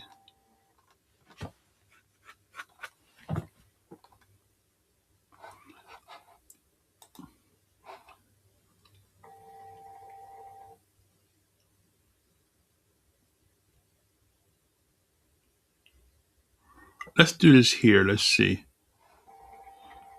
Let's do this here.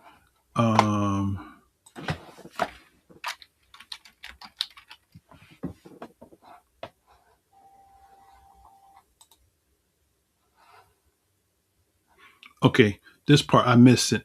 Okay, so this is what I want to read here, right? So let's go back to the book. I want to show you something here. I want to navigate to another book. So here it says here that let's just read this whole paragraph here. It says the color of these powerful ex-slaves was not given, but some were undoubtedly Negroes.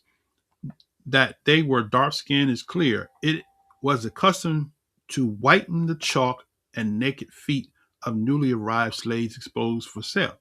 Such slaves, it appears from Juvenal, where those from the east, certainly the feet of those already white, as blonde ones from the north, would not be whitened. Pliny mentions Pallas as coming with whitened feet. Phoebus, Albus, and Juvenal does so of Licinius and Crispinus. Pallas, freedman and emperor of Claudius, was lower of the empress. Later in Greece and Turkey, this is the part I want to. We shall see clear proof of unmixing Negroes, a long line of them holding power as great or greater than these Roman ex-slaves. So this part right here, what I want to do is I want to go to a different chapter. We're going to cover this in the future, but I wanted to pull this out. So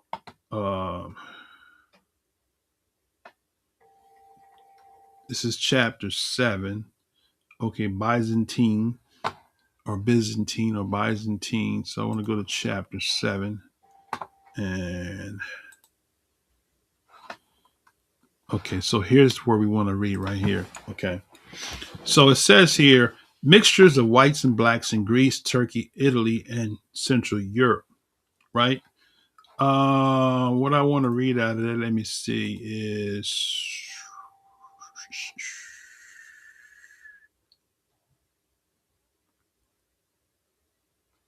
okay. Let me hold for a second. Let me see.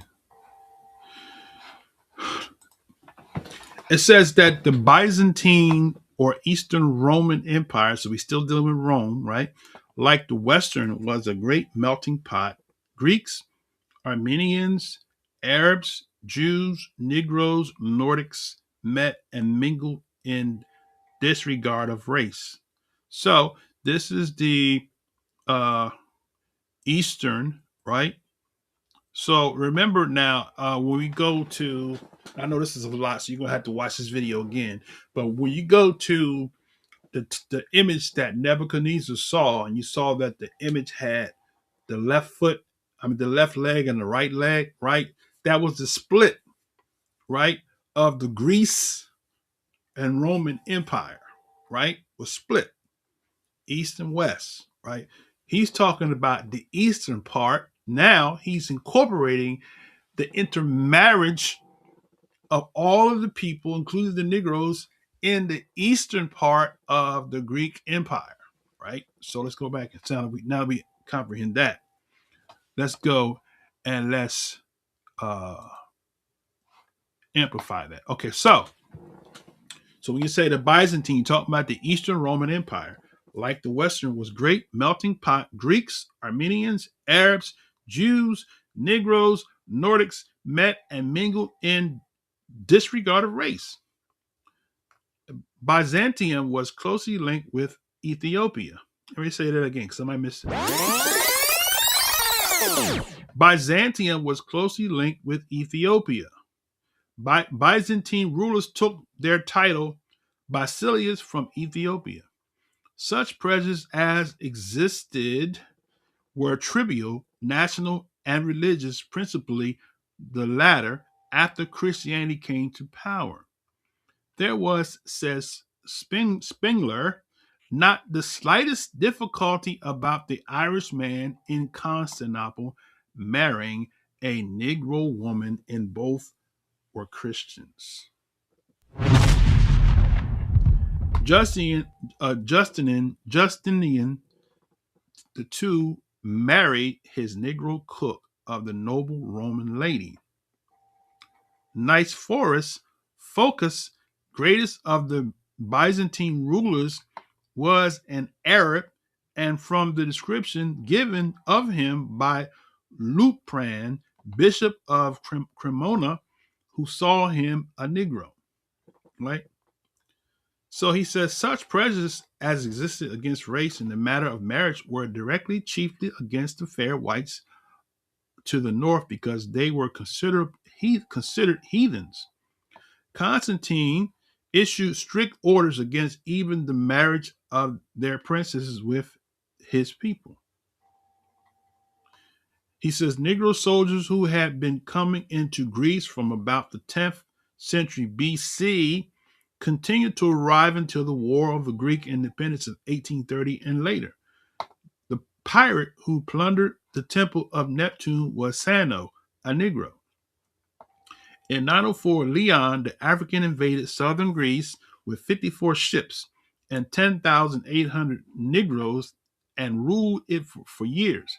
Negroes were an important part of the Turkish army that captured Greece. Let me read that again. Somebody missed that. Somebody tell the young Turks that. Negroes were an important part of the Turkish army that captured Greece. In 1453, it was a gigantic Negro, Hassan, who was the first to mount the walls of Constantinople during its siege. The Turks ruled Greece for the next 4 centuries. Under them, blacks and mulattoes held high positions in the army, the navy, and had harems of white women and black. White women and black. There was no color prejudice. Now and then, an unmixed black man rose to be ruler in all but name. He was generally a eunuch, the Kisler, Agassi, or head of the harem. He was the prince, right? There you go. See that picture there? It's a detail from a slave market by J.L. J.L. Jerome, 1824-1904. Negroes and whites being sold together. How about that?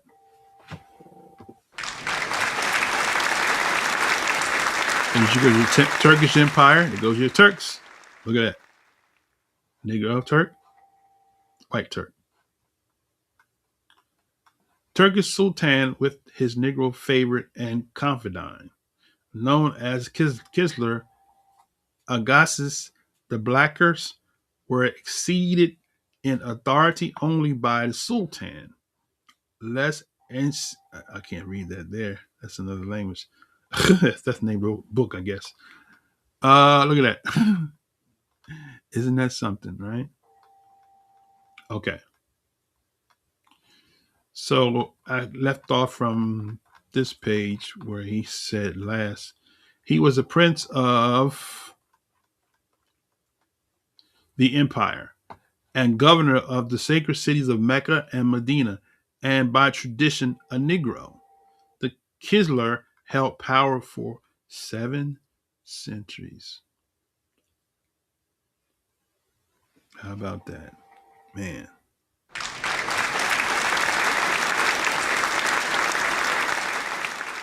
Talk about a little known Black history fact. I know this is a lot. So let me see.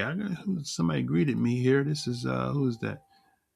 Yahweh ben Israel. Shabbat shalom to you, my brother.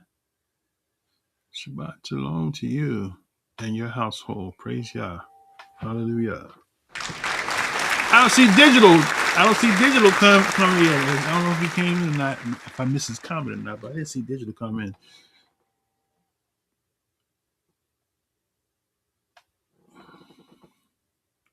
Brother Dollar said, he says, I do think Esau had a primary role in Europe history, but he has fallen from power and made desolate.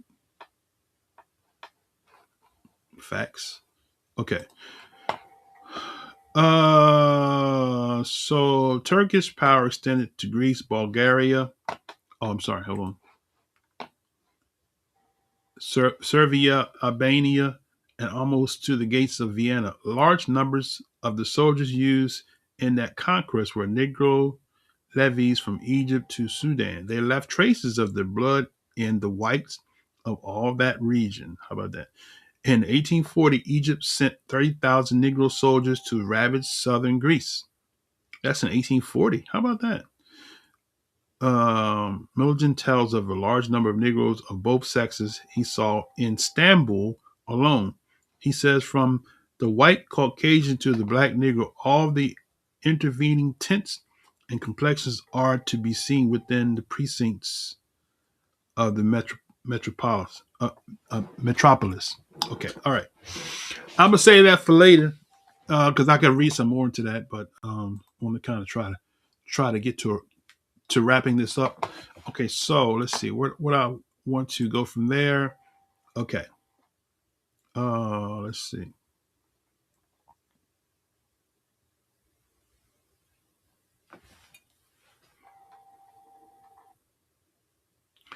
Okay, I have some stuff that I was going to cover. Let's kind of fast track a little bit.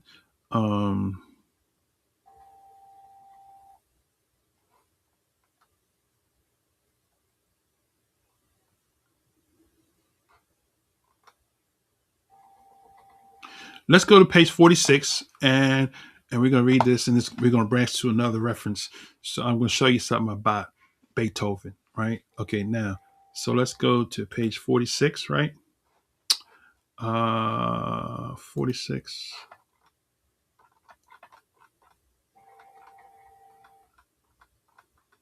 Okay. Cicero is also supposed to have called an Ethiopian coarse, dull, awkward. Okay, but the authenticity of is doubtful. This is omitted from the best edition. On the other hand, what he did say about white-skinned Britons was definite. He said they were of dull-witted. One could expect from them no fine hand in music, literature, and arts. Tasks then expected of slaves. Of course, Britons were then further away from civilization than the number of Negroes, who, as a result, were more advanced. But it is safe to say that Britons of the second or third generation born in Rome were no different from the average Romans. Okay. Now, interesting how he says this here. This part I want to highlight because this is going to branch me into Beethoven. Okay, so where did he say about? Okay, this part right here says he said. Let me highlight this here.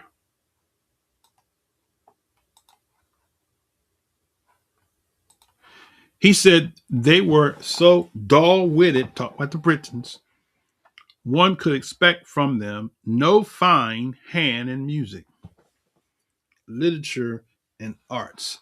So here's the thing I want to add here, right? So if Cicero uh, believed this, then we have to now look at Beethoven, right? So what I want to do is I want to go to a reference in J.E. Rogers' other book. Matter of fact, before I do that, let's go to chapter 7. And okay, this is on page 131, I want to say. So let's see.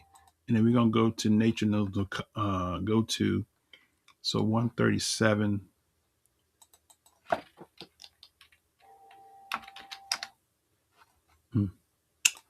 I'm messing up. 137. Where are we at?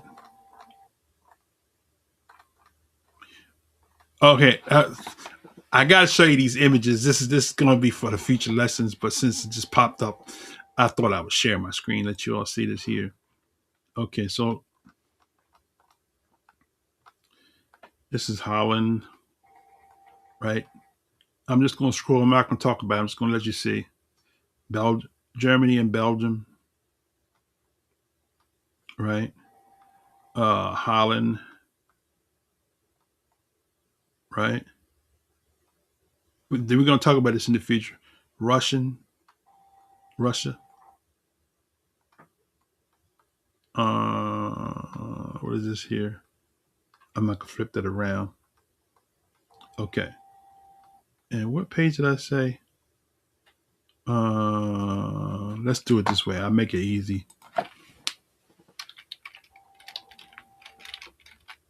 Oh, messed up here. Hold on a second.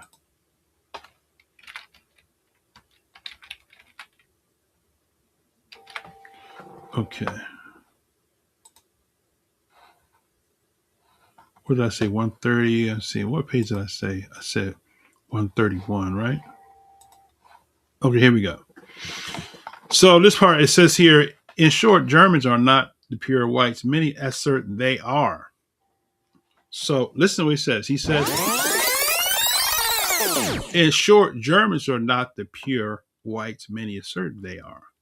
Several German writers agree on that. Among them, Friedrich Hertz, it was your Hertz rent-a-car, right?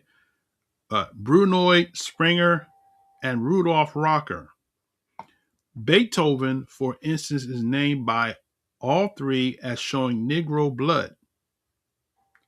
Springer names among others Dr. Ernest Swinger of Italian Negro ancestry, who was professor of dermatology at the University of Berlin, was private physician to the great German Chancellor Bismarck. Rocker includes Martin Luther and Goethe.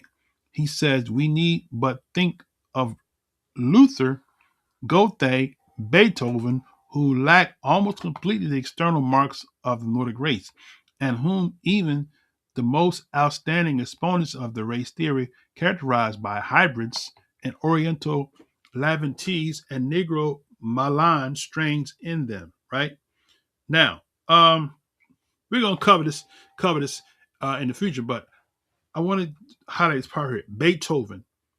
So he says Beethoven is named by all three as showing Negro blood, right? So, how many ever heard of Beethoven, right? Beethoven. Okay. Beethoven. So we go to see, this is an image of Beethoven right here, right?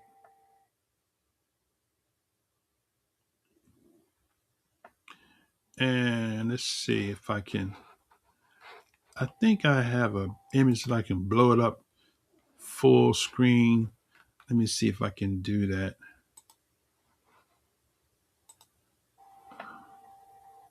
I posted it on my community board. So if you go to the community board, and you'll see I posted you go to channel and go to post, and you'll see I posted this picture right here. Okay. So that is from J. Rogers' book Sex and Race. It says Ludwig was Beethoven.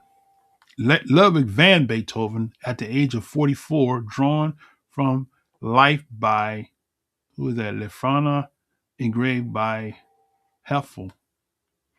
So that's Beethoven right there, right?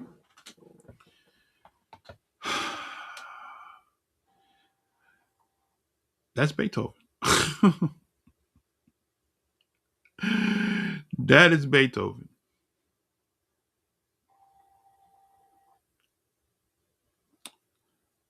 So look at his hair and look at his features, right? Okay, so that's Beethoven, right? All right. Now,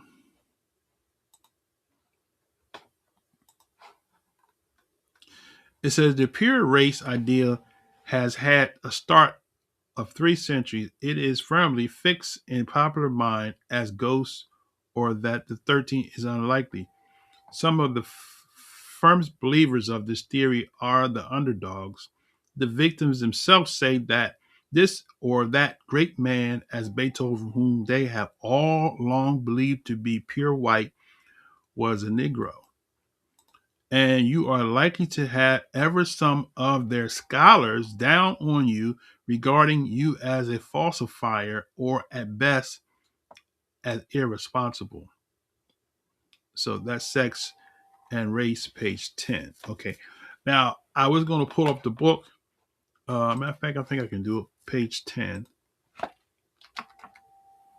Okay, let's see. Okay, there. So this is where I got from. This is page 8 here. That's Beethoven, and this is another. This is Clarence Cameron, right? He was an Afro-American composer. Okay. So we got that from page 10, right?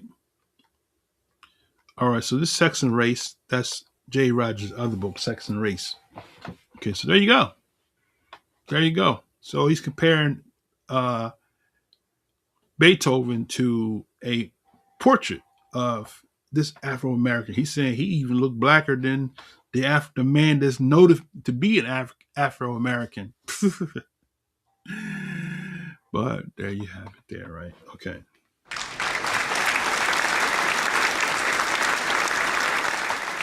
Okay. What time is it?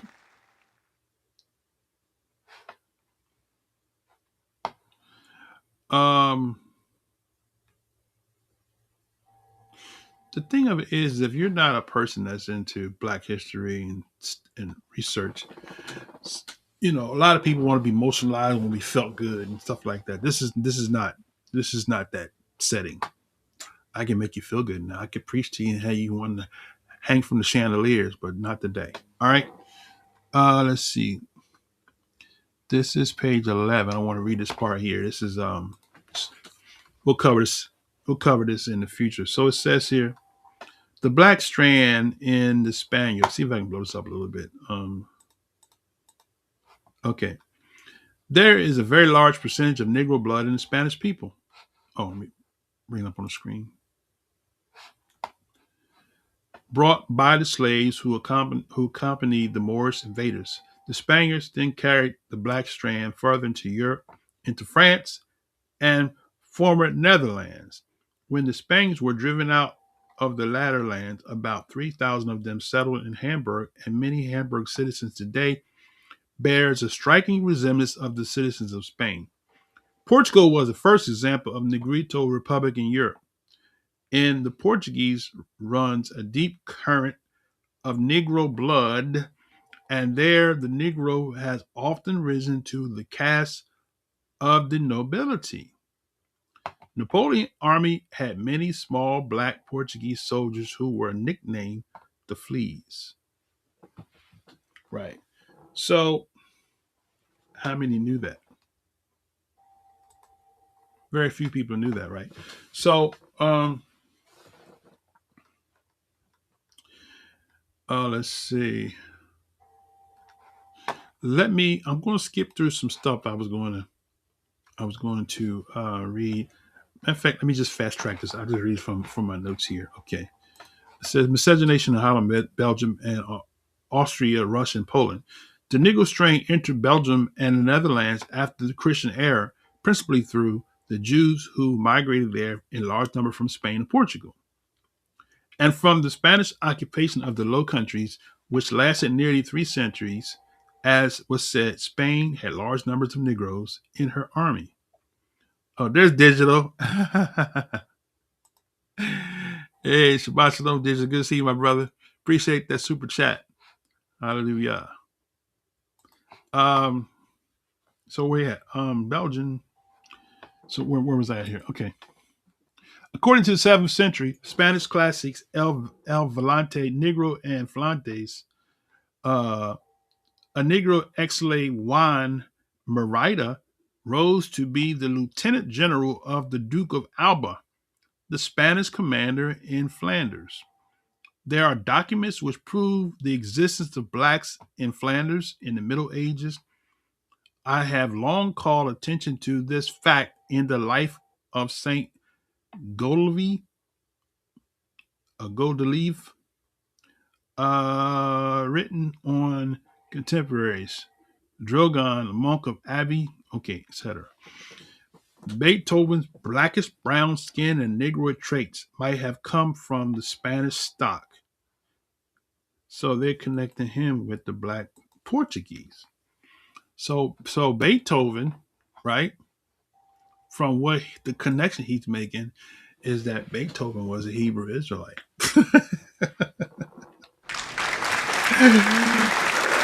Beethoven was a Hebrew Israelite. He's making a connection with Beethoven, but that's a known fact that you won't hear nobody talk about because they don't know this kind of stuff. But Jay Rogers goes in deep and he breaks it down, right? Now, let's see.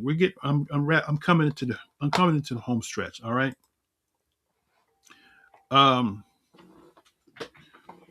So W.W. High says ISIS soon there were shrines wherever Romans armies went. Traces of them have been found from Africa to Britain and from Spain to the Black Sea. Talking about ISIS, right?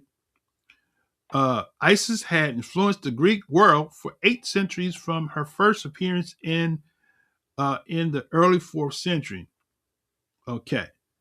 Babylon says lawful marriages took place between Romans and Ethiopians.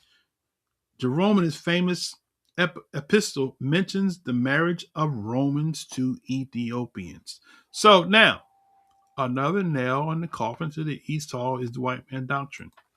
So if Rome is Esau and we have Negroes marrying Romans, how did Esau? So Jay Rogers says, look, let's read it again. Somebody missed it. Jay Rogers says that lawful marriages took place between Romans and Ethiopians. Lawful. St. Jerome in his famous epistle mentions the marriage of Romans to Ethiopians. So that goes both ways. So the Roman males married the female Ethiopians, and the Roman females married the male Ethiopians, which means what? They can't be Esau. They can't be Esau. Because if their father is Ethiopian, but they're classified as a Roman, a black Roman, after the Roman Republic and after the Roman Empire, after the Roman Republic, a Roman Empire, this was in the Roman Empire that the Ethiopian was marrying the Romans. So how could they be Esau, a so-called white man, as the camps teach, if the Ethiopian was marrying the Romans? What you bringing to the table, brother?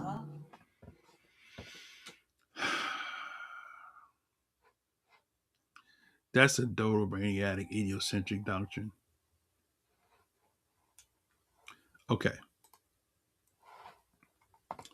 I'm wrapping up. Okay, now. So it was legal marriages between Romans and Ethiopians, right? A marshal in attacking wisely misconduct mentions Roman matron who bore her husband 7 children. A Roman matron, a Roman matron, is it matron? Matron, who bore her husband, a Roman matron, that's a woman, right? A Roman matron who bore her husband 7 children, none of which is of his race. He says one of them with woolly hair like a Moor seems to be the son of Santra the cook. How about that to help? The second with flat nose and thick lips is the image of Panicus the wrestler. Of 2 daughters, one is black and belongs to Grotus, the flute player. You can't make this stuff up. You can't make this stuff up, man. Oh my goodness. Anyway. So Julius says Negroes ancestry in the white race. Julius Caesar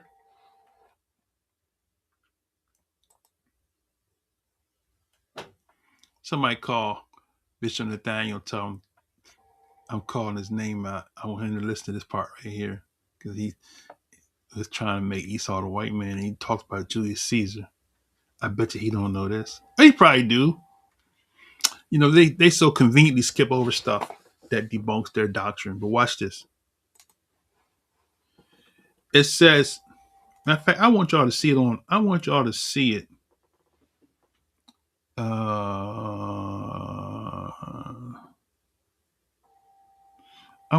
it in the book. So what page is that? 50? Let's go to the Nation of the Color. Let's go to page 50.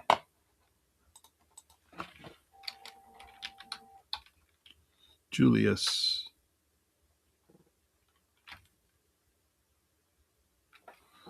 Okay, here we go. Julius Caesar had a love affair with Eune, a Moorish, that is Negro. Okay. Wait a minute, brother. Wait a minute.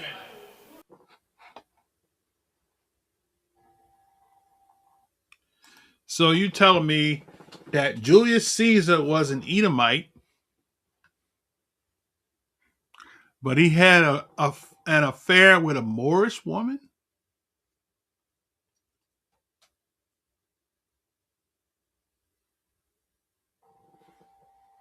But he's an Edomite.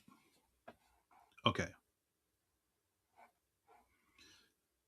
That's the dumbest doctrine that ever have hit the internet, and I'm so sorry that I used to teach that. Okay, but look.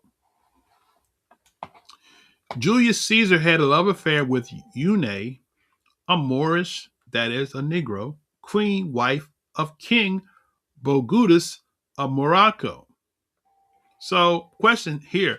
So, she was the wife of a Moroccan, right? Where do they fit? Where do the Moroccans fit in the 12 tribes chart? Or do they fit?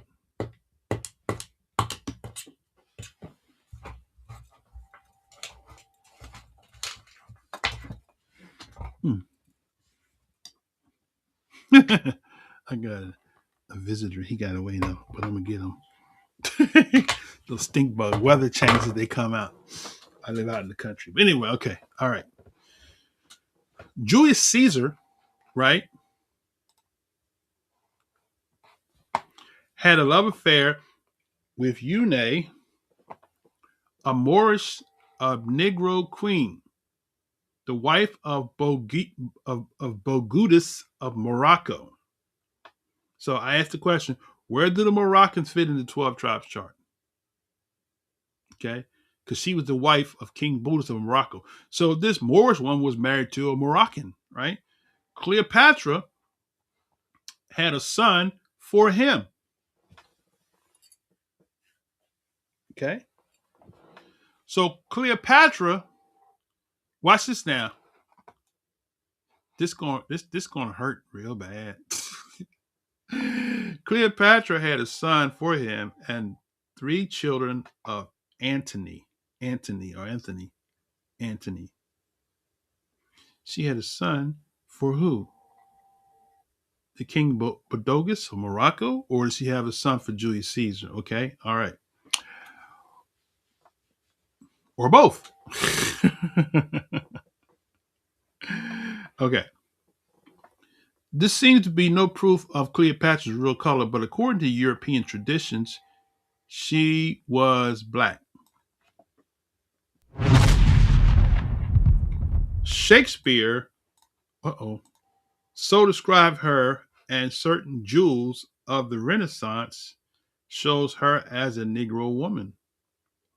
Robert Ripley's Believe It or Not, who says he has proof of all his Believe It or Not, says that she was fat and black. A reason for saying she was white through an Egyptian is that she was of pure Greek ancestry. The later is not so. Her father, Ptolemy the 13th, sometimes called Ptolemy the 11th, was known as the bastard. His mother was a slave, and his portrait does show what? Negro ancestry. Wait a minute. So look, wait a minute, brother. Wait a minute. This is too much. Because the camps teach that the Greeks were Edomites, right? Jay Rogers is telling you that Cleopatra was a Negro.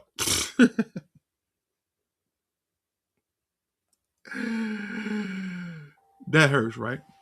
Ouch. Okay. It shows that she was a Negro woman, and Robert Ripley, who says he had proof of all that believe it or not, she was fat and black. A reason for saying she was white, though Egyptian, which is that she is a pure Greek ancestry, the latter is not so. Her father, Ptolemy's, right,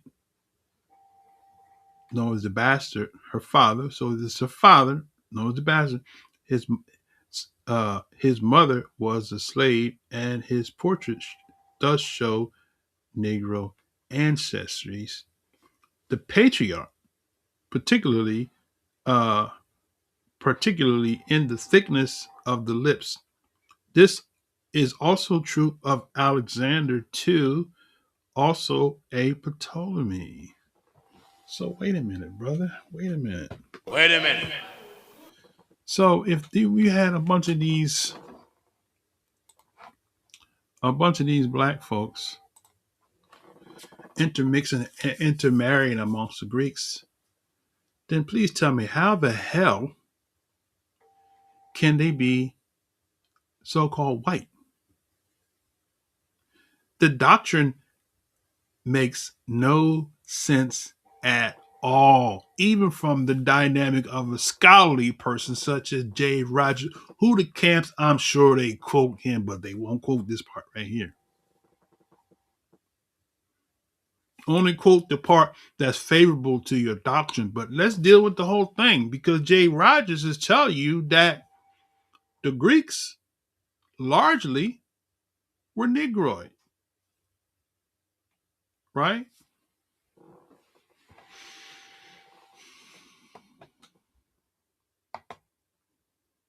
That's what J. Rogers is saying. So now let me see if I can wrap this up because I want to go to the three popes.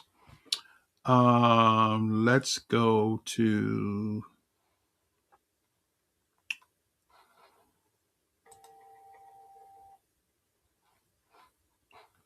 Let me go back to my notes here. See what else I want to pull out.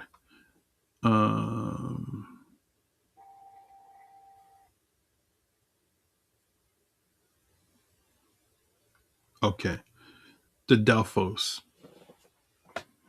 I'm gonna share you a link I have here. This is a link for the Delphos. So this is something that you can have in your library. Okay. I mentioned the Delphos earlier. So let's go to the Delphos. All right.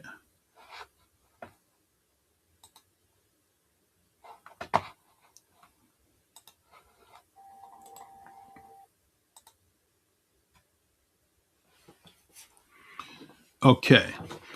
It says here, let's read this part here. It says, when all Athens was busy and masonry, pottery, metalwork, and sculpture, the heads of the patron goddess of arts and crafts was a natural type of coinage.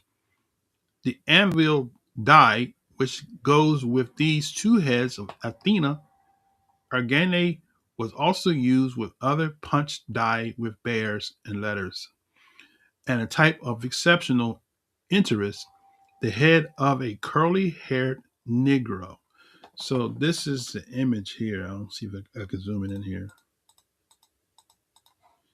So light might like this. These are coins right here.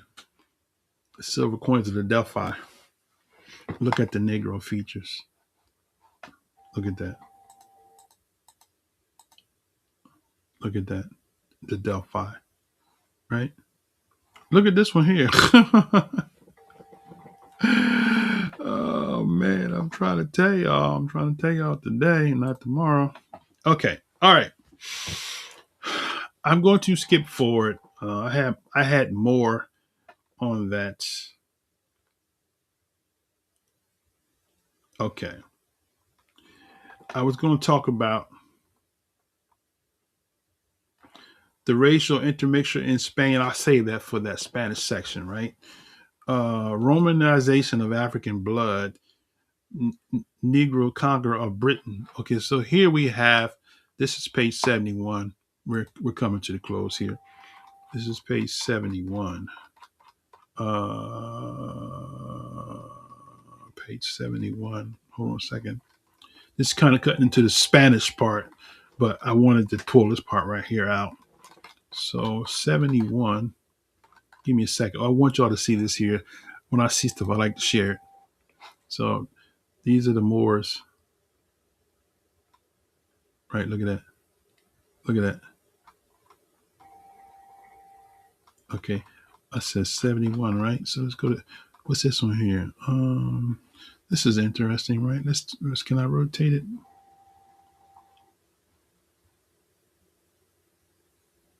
Rotate clockwise. Okay, Negroes in Spain. Okay, we'll cover this. Okay, all right. We'll cover that.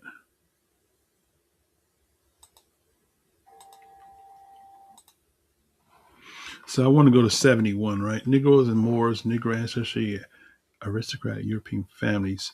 I wanted 71. So 71.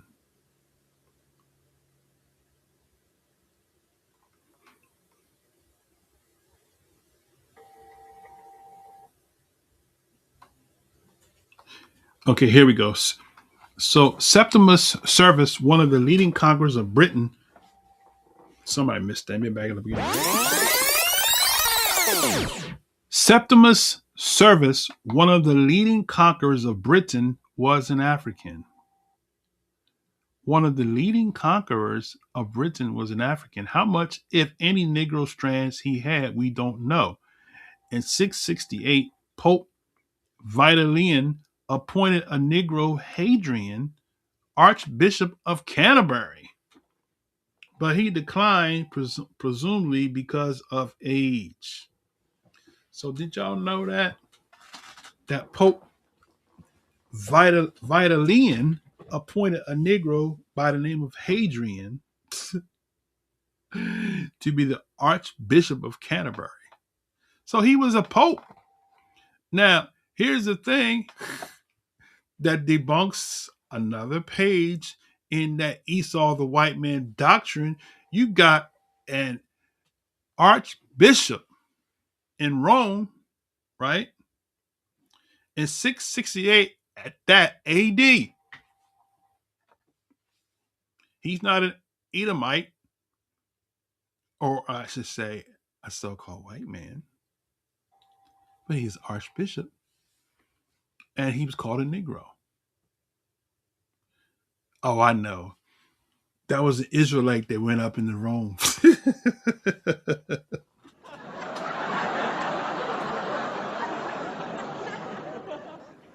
He wasn't a real Roman. He was an Israelite that was in Rome. That's how y'all gonna play, right? Okay. All right.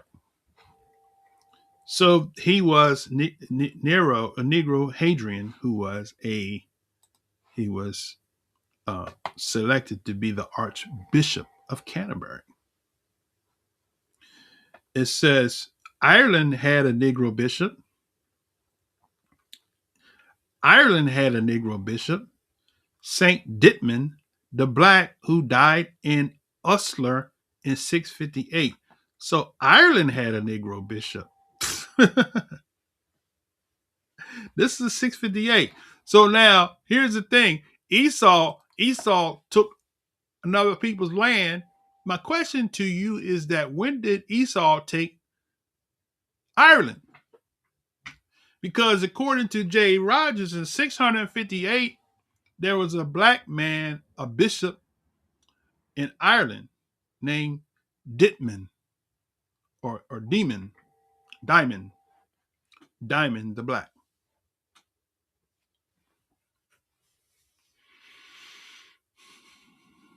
It's not looking pretty for y'all with this doctrine. Okay. Theodore, an Oriental, was named in his place. Oriental. And Hadrian went as his mentor. Ireland had a Negro bishop, Saint Demon the Black, who died in Ulster, 658. Sir Walter Scott, I have a Walter Scott, huh? Has 6 Negro trumpeters in old mortality, in white dresses, richly laced, and having massive silver collars and armlets. In one of his introductions to Ivanhoe, he replied to his critics by confirming that there were Negroes in Britain in the Middle Ages, right?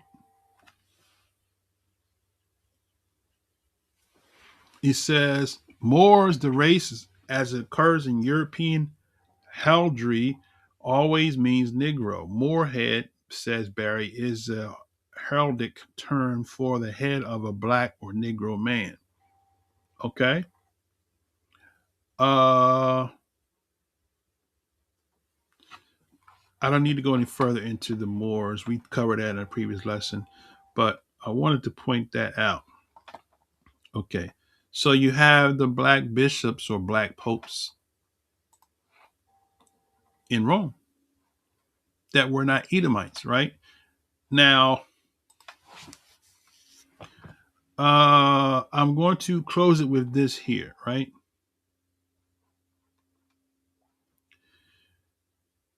This is extracurricular, okay? This is not a J. Rogers book, okay? So you have a pope by the name. I'm gonna give you a link here. You have a pope by the name of Saint Victor, right? And so this is a link to him, right? I guess you can click that. Let's see if that works.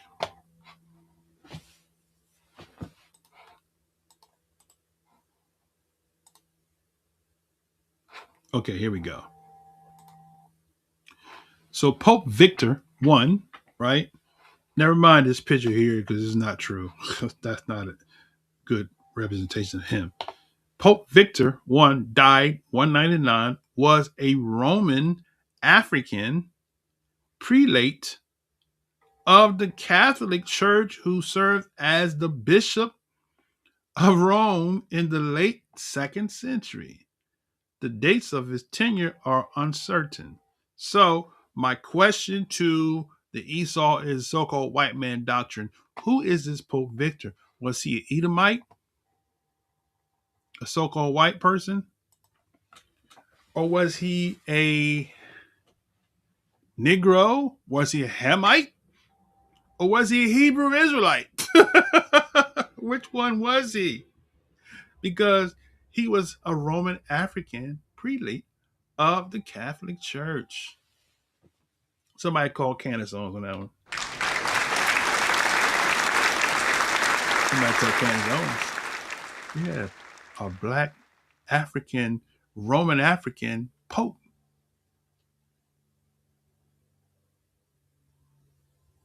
So they want to make this kick about this new Pope they got now. It's got some black ancestry. Well, what about these ones here? Okay, that's one. I got another for you. Okay, so that's Pope Victor, right? Okay, let me see. Pope Victor was a Roman African prelate of the Catholic Church who served as Bishop of Rome in the late 2nd century. The dates of his tenure are uncertain, but one of the source states he became Pope in 189 and gives the year of his death as 199. He was born in Roman province of Africa. He was later considered a saint. His feast day is celebrated on the 28th of July as Saint Victor I, Pope and Martyr. He was of Berber origin. So they want to hide his African, his negroid one drop, and they want to make him just, oh, he's just a Berber. Wait a minute. What is it? Was he a Negro or was he not? Because here in America, you got the one drop rule, right? So if you got one drop of Negro blood, you a nigger. Or nigger with hard R.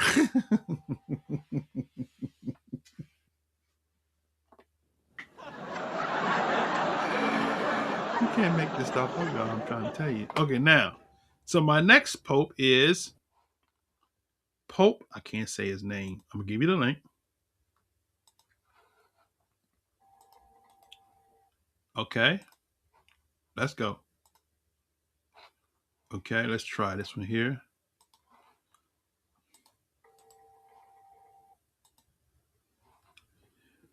Let's see if I can say his name.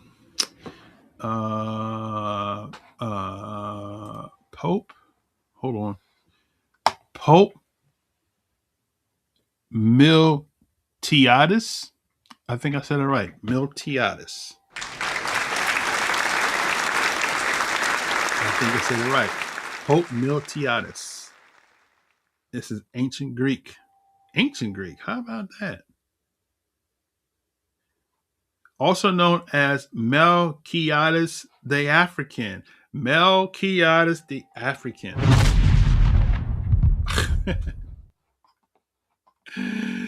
See, I know somebody mad at me. I takes my time. I don't care if there's 3 people left. Because people can come back and watch it. It's going to be on there. If anybody, run out of steam, and have left, they're going to come back. This is going to be here. This is the second black pope, right? Called Melquiades the African. Melquiades,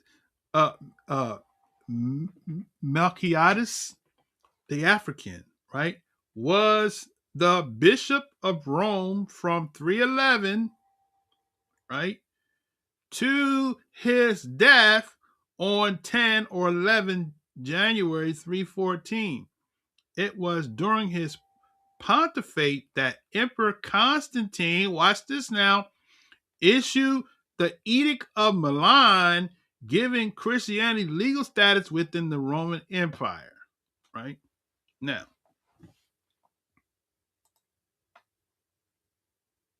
Constantine didn't look like the pictures you see of Constantine floating around the internet. He was Hellenized, or he was whitewashed too.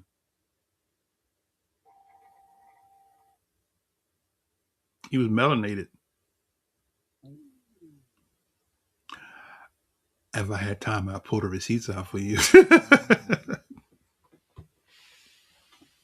1619, we've been lied to, brother. He didn't look like the Gauls. Okay. All right. So it was during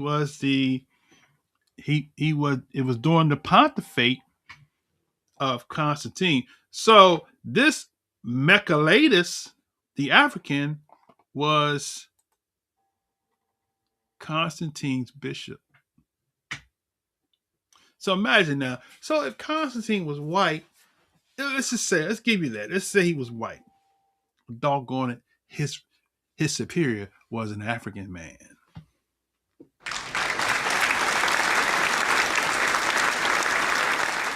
So before your Christianity was hijacked by the Anglo-Saxons, it was started by Africans.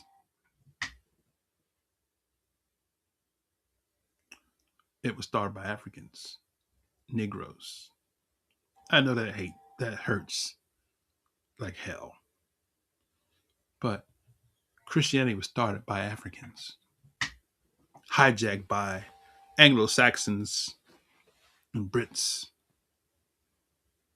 and Northerners, and they changed everything and gave you what you believe today.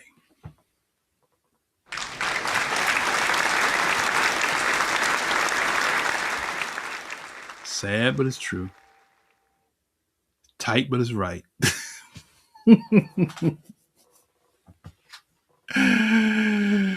It's the truth. That's the truth and the truth straight way. So look, I got one more bishop and then I'm done. Okay. Let me finish him out. Okay. So Melquiades, Melquiades, now I messed his name up. Melquiades the African, was the Bishop of Rome during the time of Constantine, right? So this African Pope was the bishop, the Pope. He was the Pope of Constantine. So if Constantine received a conversion, then he was converted into Christianity through a Negro Pope. What you bringing to the table, brother? Y'all don't like me. Right. That's correct, my brother. But I'm making a point from a historical dynamic. That's correct what you're saying, but I'm making a point from historical dynamic, right? Okay.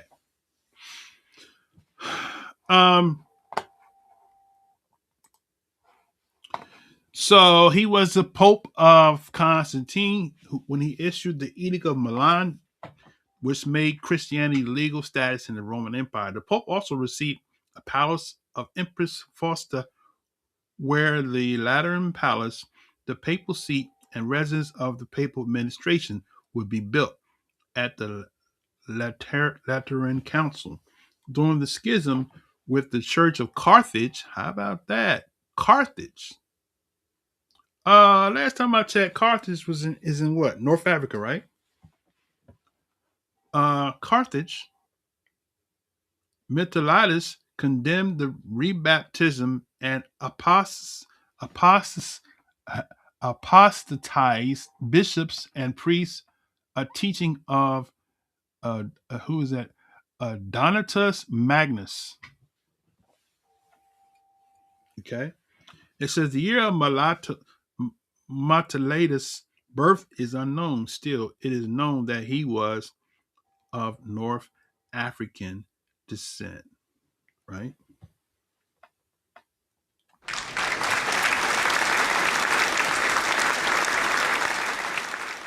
So he was of North African descent, but he looked Middle Eastern like me. I'm Middle Eastern looking. That's what I was told because I'm light skinned. Okay. Whatever. Okay. Whatever you say. All right. Last Pope, and we're going to wrap this up.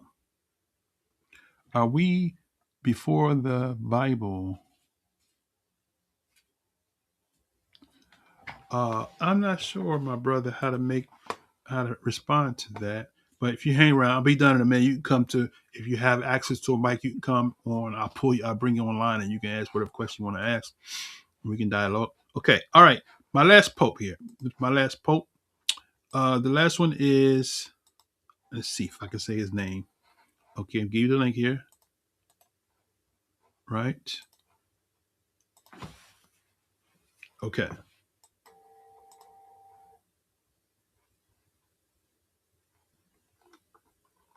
Okay. I'm sorry. There it is. Okay. There's the link there. Okay. Okay. Let's go to that link. And this is the third and final one we're going to discuss right now. So disregard the picture you see over here on the side. That's not what he's looking like. Okay. Pope Gelasius. Pope Gelasius. Gelasius. Pope Gelasius the one. Pope Gelasius I was Bishop of Rome from March 492 to his death on the 21st of November 46. Gelasius was a prolific author whose style placed him on the cusp between late antiquity and the early Middle Ages. Some scholars have argued that his predecessor, Felix III, may have employed him to draft papal documents. Although this is not certain, during his pontificate, he called for strict Catholic orthodoxy, more assertively demanded obedience to papal authority, and consequently increased the tension between the Western and Eastern churches. There go your West and East, right? Surprisingly, he also had cordial relations with the Ostrogoths, who were Arians. So notice how he's distinguishing him from the Aryans and the Ostrogoths, which are Germanic people. Okay, so it says here, he had a different view on the nature of Jesus and therefore perceived as heretics from the perspective of Nicene Christians. There is some confusion regarding where Gelasius was born. According to Liber Pontifex, he was born in Roman province of Africa, present-day Tunisia, referred to as a nation Afer. You know what that is, right? Black man. While in a letter addressed to the Roman emperor J. Constant opinion that the latter assertion probably merely denotes that he was born in Roman Africa before the Vandals invaded.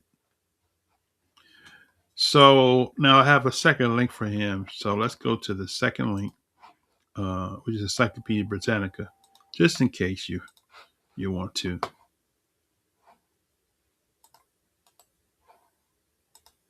Okay. Then we're gonna go to this one here. Okay. So this says here. Now disregard the picture. That's not what he looked like. That's better than the other one, but anyway. Saint Galasius I was born in Rome of African descent. He died November 496, Rome feast day, November 21st. Okay. Succeeding Felix III. So this Pope, Saint Galasius, was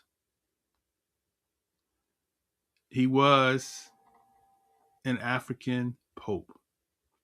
Okay. Right? So was he an Edomite, as the camps teach?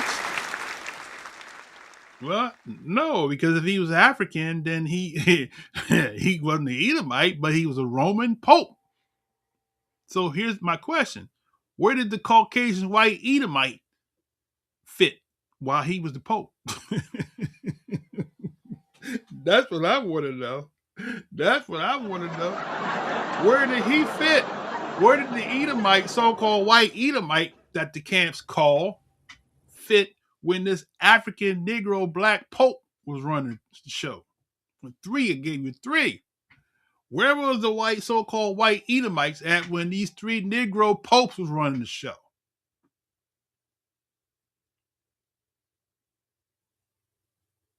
Drop your rocks now. You don't want to tear up your screen because I know you can't prove me wrong because I'm giving you facts.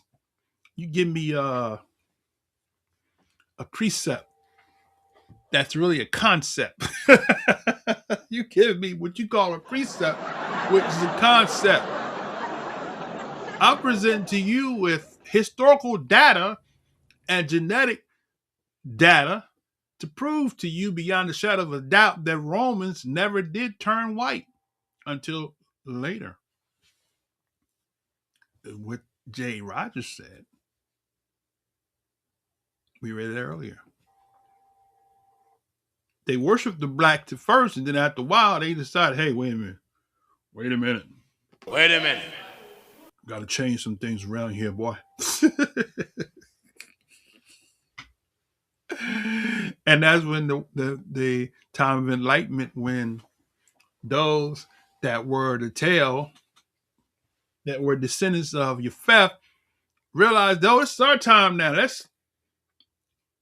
We don't have to worship and serve black deities no more. Let's change everything. Let's make it look like us. And that's exactly what they did right now. So with that said, brothers, that's all I have for today. I left some stuff out because I didn't want to make it lengthier. So next Shabbat, we're going to go ahead further, and we're going to let me go back into my index, show you where we're going to be next Shabbat. Yah's will. All right, and then I'm gonna address this question that is on the table. I'm gonna wrap it up, close out, and then we'll come back and I'll address this. So if you're still here, you want to hang out for 5 or 10 minutes. I'm not gonna be too much lengthy after that. Okay. So where we at? So next Shabbat, we finished with the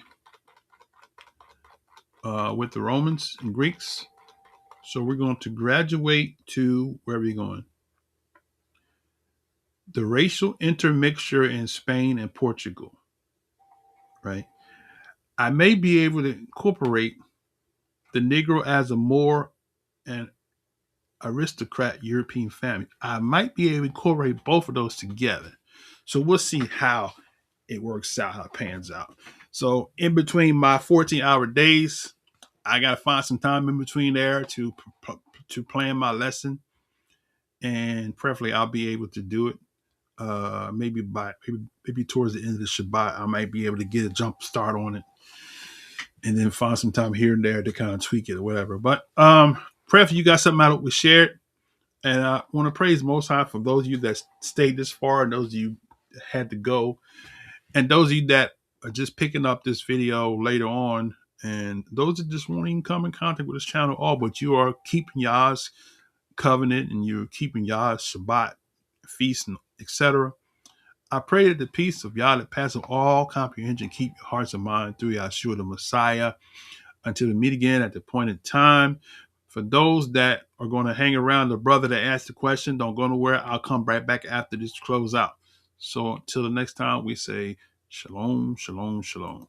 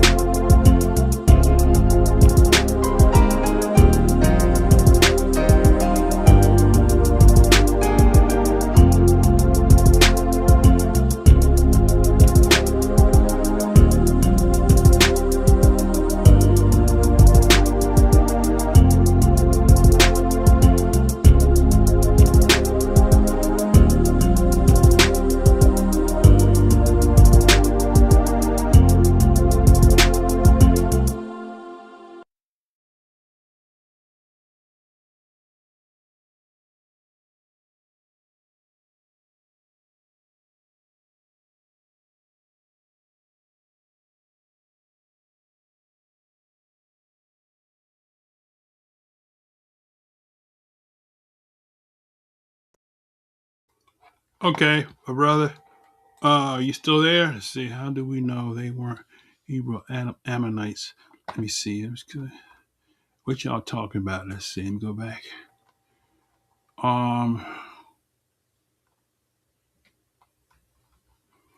If anybody want to come,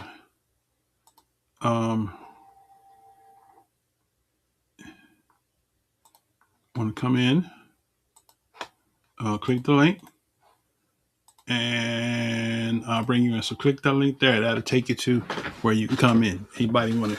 So while I'm waiting for anybody that wants to come in, specifically the brother that had the question, let me see if I can go back here. Okay, so where did we start?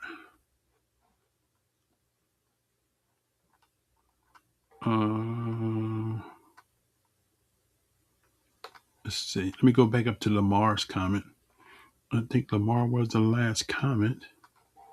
Let's see. He says, Black history has transformed, proves a heritage of the great creation. We are hated to sustain a great deception. Their privileges of lies to power, the great spiritual controversy. All right, my brother. Brother Lamar is the brother boy. He got words.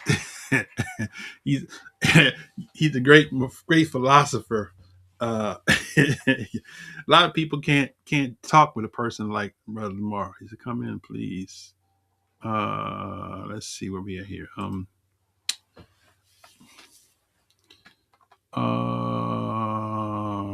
Let's see. Go back. Okay, so that was Lamar's comment.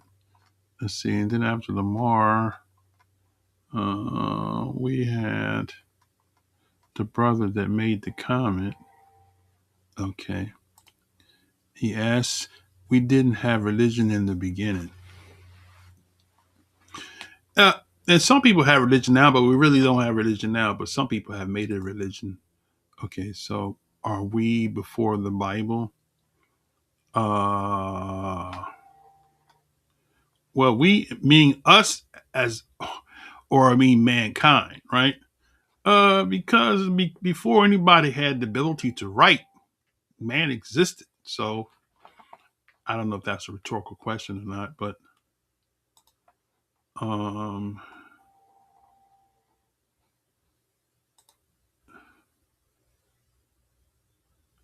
oh, okay, yeah. So I just read what you said here. When you get a chance, okay, yeah. So I read it. So, okay, Abraham was before the Bible. That was What's the point? Okay. Lamar says about 13 previous quotes. He got the exact amount of quotes. Oh my goodness, that rather 13 previous quotes. That's too much for me.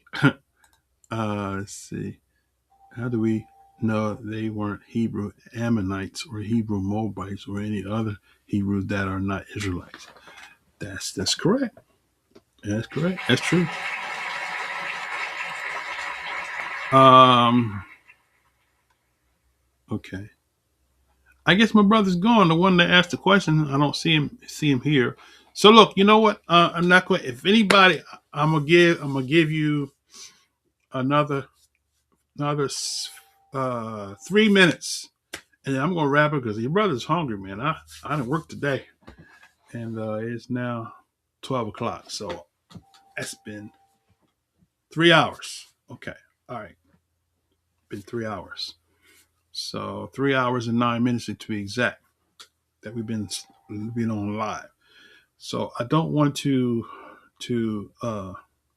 overdo it.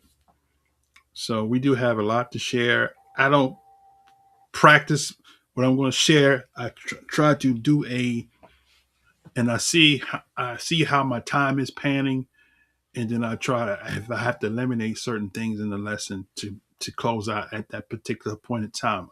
I do that. So pardon me if I left something out, if I didn't answer something that you might have a question about or something you might have wanted me to bring out more. That's why I offer my email. You can send me an email at Yahresh at Yahoo, YAHRESH at Yahoo.com if you have questions, something I didn't cover. I have other email addresses, but that's the one that seems to be the one that I respond to the most. So ask Malachi at AskMalakiah at gmail.com is my question. But either or, whichever one you want. Okay. Religion is a set of man-made beliefs that are touches on Yah's conception. Yah did not introduce religion.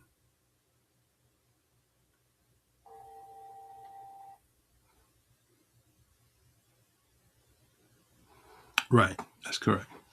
That's correct. Okay.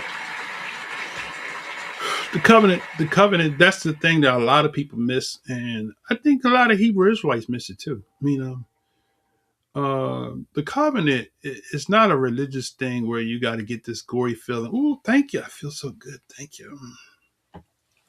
That's religion. Because if you broken, you can't support yourself. You don't have a place to live, food to eat, etc., or the necessities of life. Then you've missed the whole purpose of the covenant. The purpose of the covenant is for us to have to follow the protocols that the Most High gave so that we can have, right? So if you are, for example, like I always share with people this here, I was talking to somebody yesterday and said that we always coming up used to hear people say, you train up a child and where they will go, they will come back to the church. That's not what that's saying. That's what you made it to say. You religiousized it, right? But the proverb, the next verse, explains what he's saying, which is the rich rule over the poor, and the borrower is a servant.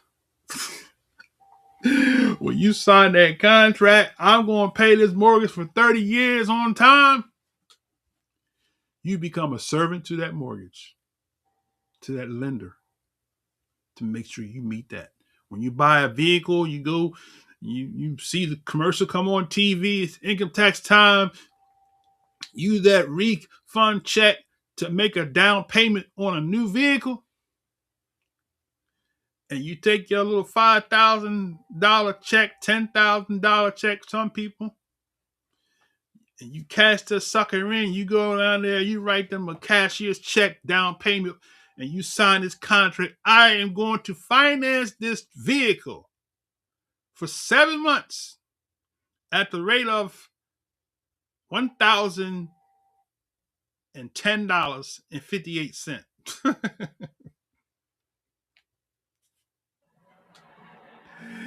You have just signed to be a servant.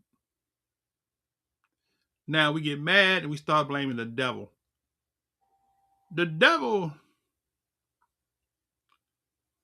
attacked my finances.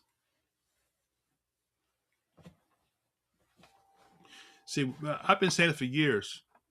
We need to do financial seminars amongst the Israelite communities because many of us blame the devil when a lot of it has to do with our own decision making. He said, eat well. I'm about to have me a salad. I'm making an arugula salad with some beets, some onions, some garlic, some olives. I might put a little trinket of shredded cheese on top of it just to taste it. And maybe some black beans. Make my own chipotle. Some black beans and some rice on top of it and call it a day. I think I'll do that. That sounds good, right? I think that's a good lunch. All right. I know I made somebody hungry. Okay. So nobody has come forward to want to come online or to ask any more questions. So if that's the case, my neck is spun around. If that's the case, I'm going to go ahead and close out this session. And we will see you all again at the appointed time. Share this video. If you're not subscribed to this channel, subscribe, like, and share. And we will see you all again at the appointed time. All right? Shalom, shalom, shalom.